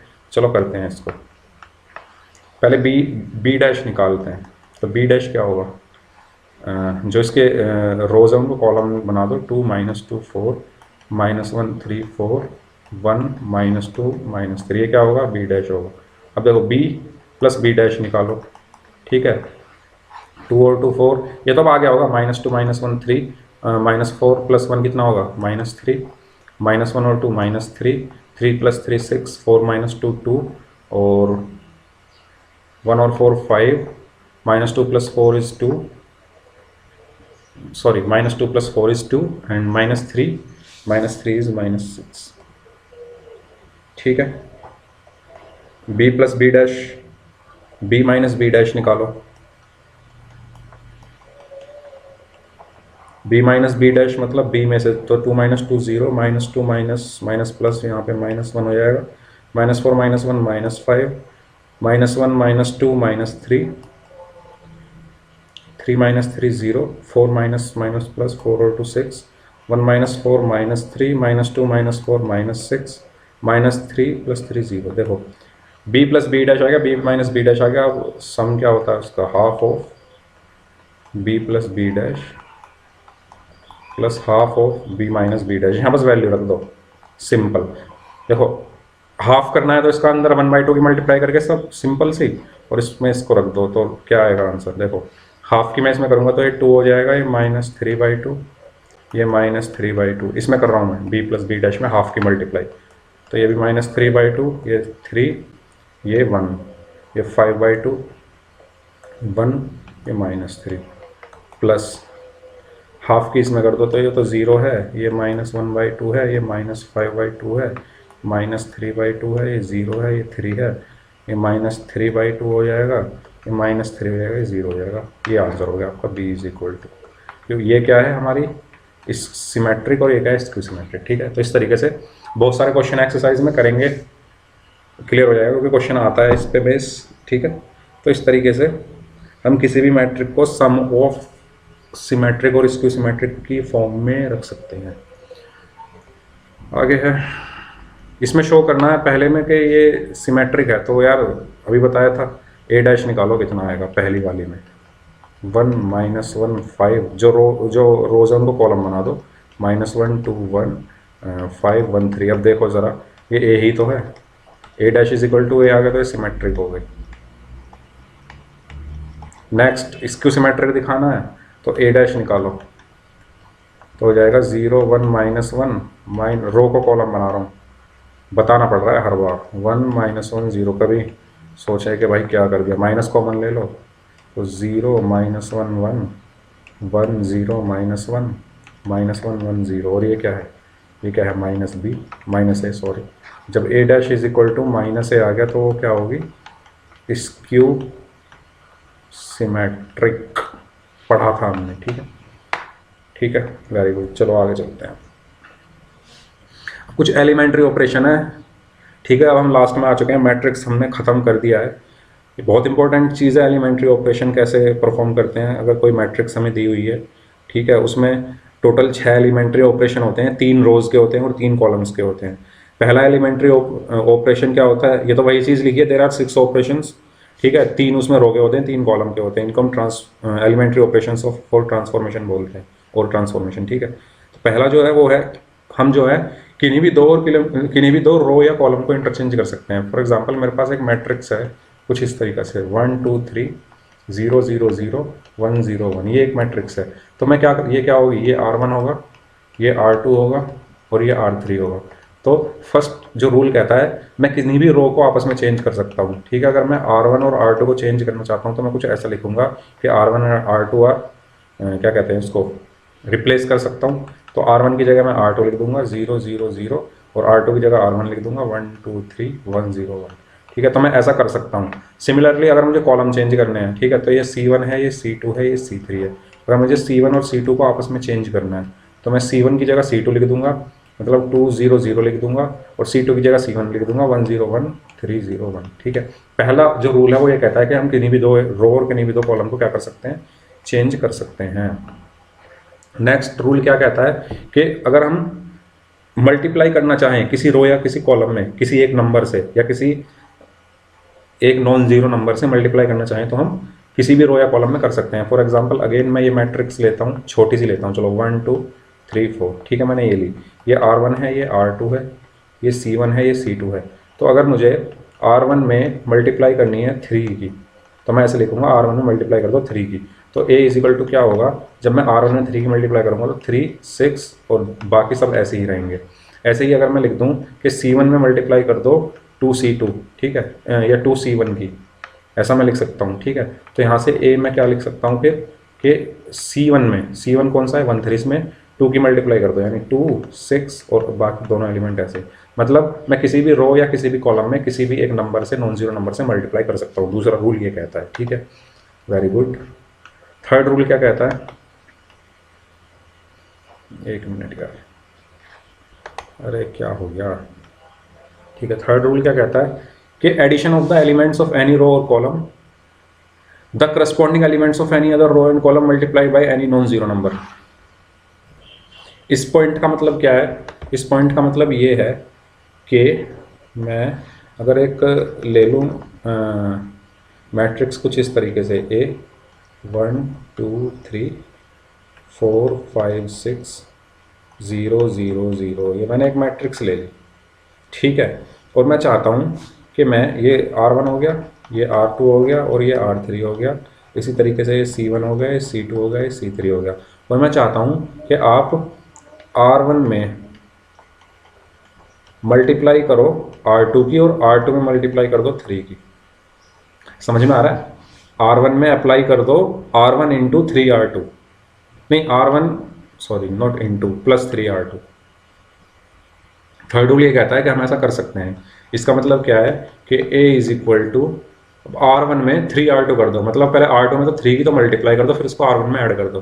तो R2 में 3 की मल्टीप्लाई 3 इंटू 4 12 और 12 और 1 13, फिर 3 इंटू 5 15 15 और 2 17, 3 इंटू 6 18 18 और 3 21, ठीक है। बाकी सब ऐसे ही लिख दो 4 5 6 0 0 0, ठीक है।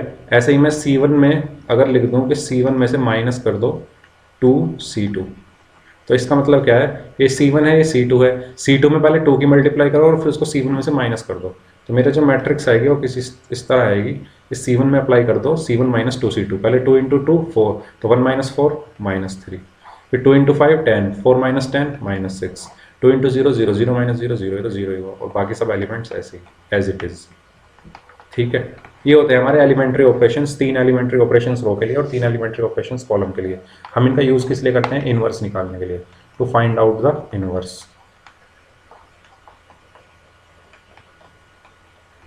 ऑफ एनी मैट्रिक्स, ठीक है। तो ये 6 रूल बेसिकली 3 रो के लिए 3 कॉलम के लिए हमें पता होना चाहिए। चलिए, अब है इन्वर्टिबल मैट्रिक्स। अगर कोई मैट्रिक्स है, ठीक है, डेफिनेशन दी हुई है कि ए कोई स्क्वायर मैट्रिक्स है, ओके, और कोई दूसरी स्क्वायर मैट्रिक्स है बी, ठीक है, और वो कुछ इस तरह है तरीके से है कि A B is equal to B है, बी ए है और is equal to identity matrix है। तो बी जो होगा वो कहा जाएगा inverse of matrix of A. कैसे? देखो देखो ध्यान से देखो, A B is equal to B A is equal to I है, ठीक है। तो अगर मैं इसको ले लूँ तो b is equal to I upon A हुआ, और b इज इक्वल टू क्या हुआ? आई ए इनवर्स हुआ, ठीक है। तो ये जो b होगा ये क्या होगा? इसका इनवर्स होगा a का, ठीक है, क्योंकि b के इक्वल आ रहा है ना, यही इसमें लिखा हुआ है। Then b is called the inverse of matrix A, ठीक है, क्योंकि b क्या है? आई ए इनवर्स, तो b is called the inverse of matrix A. ये डेफिनेशन है, डेफिनेशन नहीं समझ, ये ए इनवर्स लिखा हुआ है, ठीक है, ए इनवर्स। अगर डेफिनेशन नहीं समझ में आ रही कोई बात नहीं, डेफिनेशन याद कर लो, समझाने के लिए मैंने बता दिया है। जैसे B is equal to I upon A होगा यहाँ से, अगर कोई दो मैट्रिक्स है ए और बी सेम ऑर्डर की, ठीक है, और कुछ इस तरह है कि उनका multiplication A B is equal to B A है और वो is equal to identity matrix है, तो यहाँ से मैं कह सकता हूँ कि जो बी होगा वो होगा इनवर्स ऑफ ए। कैसे होगा ये मैंने यहाँ निकाला है, बी क्या होगा? इनवर्स ऑफ ए होगा, ठीक है। अब इनवर्स ऑफ ए निकालते कैसे हैं? डिटर्मिनेंट जब हम पढ़ेंगे उसमें बहुत ही आसान मेथड है इनवर्स निकालने का, लेकिन जो ये एलिमेंट्री ऑपरेशन लगा के जब हमें इनवर्स निकालना होता है तो यहाँ पर हमें बहुत सारा दिमाग लगाना पड़ता है, ठीक है। वो क्यों लगाना पड़ता है अभी हम देखेंगे, ठीक है। तो एक चीज़ हो रहा है, इसको पहले हटा दूँ इनको। अब इसमें लिखा है कैरेक्टरिस्टिक इक्वेशंस होती हैं ए इनवर्स निकालने के लिए। अब देखो जब हम ए इनवर्स निकालते हैं ना, तो या तो सिर्फ हम रो लेकर चलते हैं या सिर्फ हम कॉलम लेकर चलते हैं। एलिमेंट्री ऑपरेशन या तो हम रो में लगाते हैं या कॉलम में लगाते हैं, ये चीज़ आपको ध्यान रखनी है। ये अगर आपने एक बार रो में लगा दिया तो पूरे क्वेश्चन में रो में ही लगेगा, अगर आपने एक बार कॉलम में लगा दिया तो पूरे क्वेश्चन में कॉलम में ही लगेगा एलिमेंट्री ऑपरेशन, ठीक है। अगर आप सिर्फ रो में लगा रहे हैं तो उसके लिए आप कैरेक्टरिस्टिक इक्वेशन यूज़ करेंगे ए इज इक्वल टू आई ए, और अगर आप कॉलम में लगा रहे हैं एलिमेंट्री ऑपरेशन तो कैरेक्टरिस्टिक इक्वेशन यूज़ करेंगे ए इज इक्वल टू ए आई। कैसे यूज़ करेंगे हम वो एक क्वेश्चन करेंगे, ठीक है। देखो ए इज इक्वल टू आई ए का मतलब क्या है, हम इसमें बेसिकली करने के वाले हैं। देखो सुनो, हम ए की वैल्यू यहाँ रखेंगे जो गिवन मैट्रिक्स है, ठीक है, और आई की वैल्यू रखेंगे और इस ए को नहीं छेड़ेंगे, इस ए को ऐसे ही रखेंगे। फिर हम इस ए को बनाएंगे आइडेंटिटी, इस ए को बनाएंगे आइडेंटिटी मैट्रिक्स, ठीक है।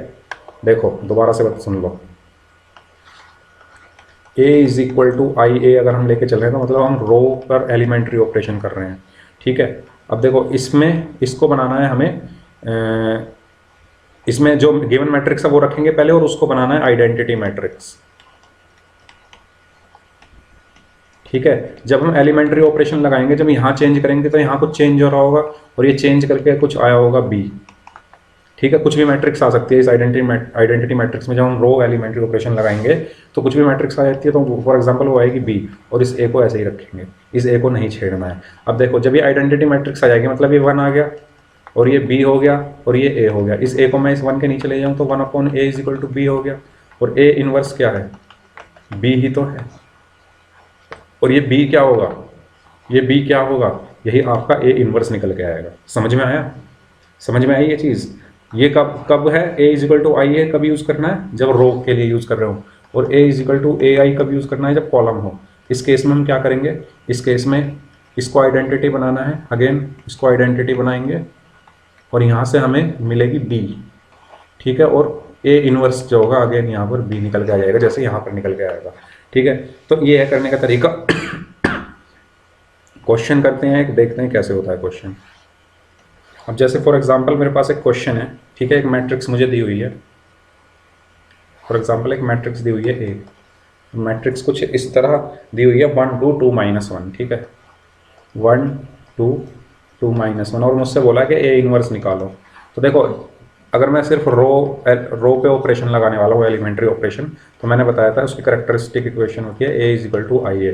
तो यहाँ पर पहले ए रखो, ए रखो 1 2 2 -1 जो मुझे दी हुई है। ठीक है, आई क्या होता है, आइडेंटिटी मैट्रिक्स, यानी 1 0 0 1 होती है 2a/2 की, और ए को आप ऐसे ही रखो। अब देखो मुझे यहाँ पे बनानी है आइडेंटिटी मैट्रिक्स। ठीक है, और यहाँ पे कुछ मैट्रिक्स बनकर आएगी, तो बनाओ।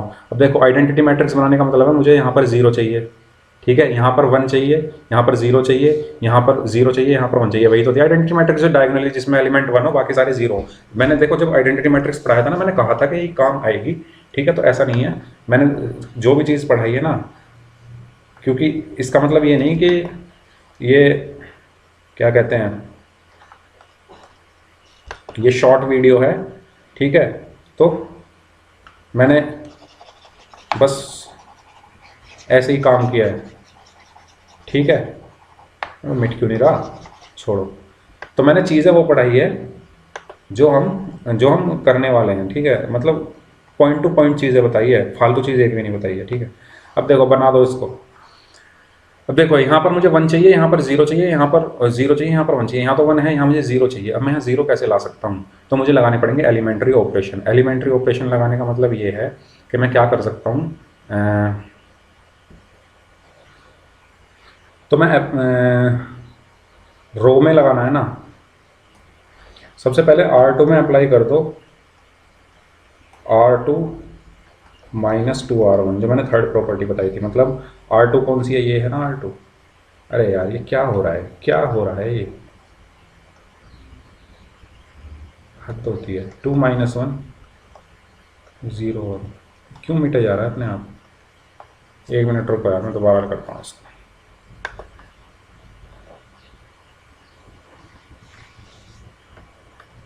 हाँ, तो क्या थी हमारी मैट्रिक्स, मैट्रिक्स हमारी क्या थी बताओ ज़रा यार, क्या थी मैट्रिक्स, थी हमारी 1 2 2 -1। यहाँ से मुझे निकालना था ए इनवर्स। ठीक है, देखो मैंने बताया था कि मुझे रो पे अगर ऑपरेशन परफॉर्म करना है तो करेक्टरिस्टिक इक्वेशन। देखो मैं आपको एक चीज़ बताता हूँ, चलो छोड़ो, जिस पे मन करे उस पर करो।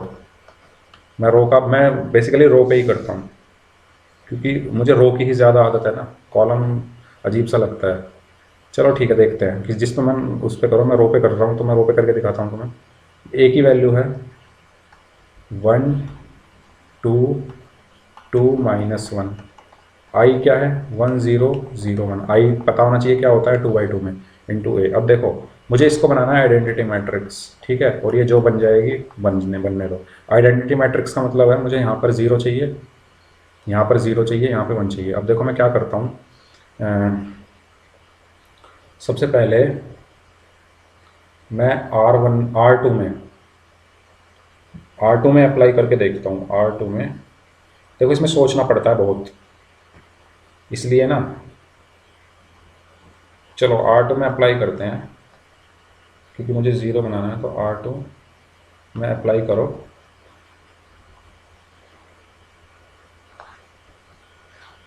R2 में अप्लाई करो R2 माइनस 2R1। देखो इससे क्या होगा, ध्यान से देखो, R1 तो ऐसे ही लिख दो, R2 में अप्लाई करना है R2 माइनस, मतलब 2 यानी ये 0 हो गया, और यहाँ से -1 -2 ये 3 हो गया, -3 हो गया, ठीक है, ये 0 बन गया, इज इक्वल टू, ऐसे ही यहाँ पे करना है, ये तो एज इट इज़ लिख दो, R2 में अप्लाई करना है R2 माइनस 2R1, तो 0 -2, तो ये -2 हो गया, और यहाँ पर 1 -0, तो ये तो 1 ही रहेगा, इंटू ए। ओके, देखो यहाँ पर 5 आएगा यार, हाँ यहाँ 5 आएगा, ठीक है। इसको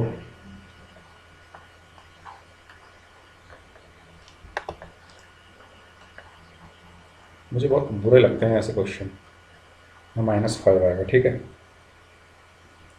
यहाँ -5 आ गया। अब इसके बाद क्या करो, तो देखो यहाँ -5 है, मुझे यहाँ पे बेसिकली 1 चाहिए, तो मैं अगर इसको पूरे को मतलब R2 में मैं -1/5 से अगर मल्टीप्लाई कर दूँ तो मेरी मैट्रिक्स क्या बनेगी, क्या बनेगी, ये तो ऐसी रहेगी 1 और 2, R2 में ये तो 0 ही रहेगा, और ये क्या हो जाएगा, 1 हो जाएगा, ठीक है।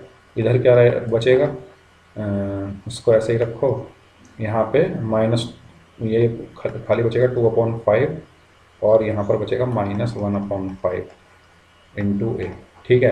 अब देखो यहाँ 1 आ गया, यहाँ 1 आ गया, मुझे यहाँ पे 0 चाहिए, 0 कैसे आ सकता है, मैं क्या करता हूँ, मैं R1 में अप्लाई करता हूँ, R1 में क्या अप्लाई करता हूँ, R1 -2R2, इतना बहुत सोचना पड़ता है ये करने के लिए, ऐसे क्वेश्चन करने के लिए, क्योंकि ये तो 2/2 की है, जब 3/3 की आती है ना तो दिमाग खराब होता है असली वाला जब।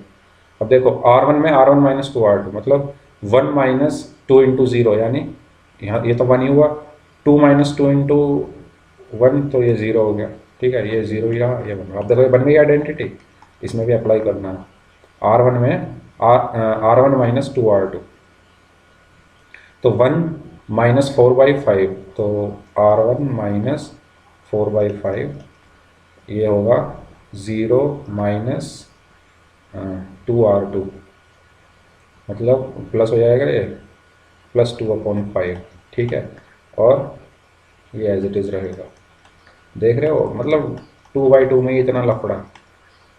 तो अब देखो ये बेसिकली क्या है, 1 है, इसको मैं 1 लिख दूं, और ए को मैं इसके नीचे ले जाऊं तो ये 1/a हो गया बेसिकली, इज इक्वल टू क्या आया, ये आया 5 - 4 1/5, ये आया क्या 2/5, ये भी 2/5 है, -1/5, ठीक है। और 1/a is basically A inverse, तो ए इनवर्स की वैल्यू क्या है, 1/5, 2/5, 2/5 और -1/5। तो इस तरीके से हमें एलिमेंट्री ऑपरेशन जो ये 3 यूज़ किए हैं, ये चीज़ ध्यान रखनी है। अगर आप रो की यूज़ कर रहे हैं तो आइडेंटिटी बोल रहा हूँ, करेक्टरिस्टिक इक्वेशन ये होगी, और आइडेंटिटी क्या बोलना चाह रहा हूँ, करेक्टरिस्टिक इक्वेशन ये होगी अगर आप सिर्फ रोज यूज़ कर रहे हैं, और अगर आप सिर्फ कॉलम यूज़ कर रहे हैं तो करेक्टरिस्टिक इक्वेशन होगी A = AI, ये आपको याद रखनी है, ठीक है।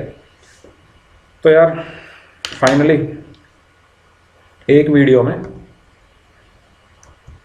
ख़त्म, एक वीडियो में पूरा मैट्रिक्स ख़त्म होता हुआ। इस टॉपिक का अगर मैं बताऊं, मैट्रिक्स की टॉपिक का जो सबसे दिमाग ख़राब कर देने वाला पार्ट है वो है एलिमेंट्री ऑपरेशन का यूज़ करके इन्वर्स निकालना। अब देखो इन्वर्स निकालने का दूसरा तरीका भी है, वो है डिटर्मिनेंट में, वो इससे बहुत ही ईजी है, सिंपली मल्टीप्लिकेशन वगैरह ये सब करना है, ठीक है।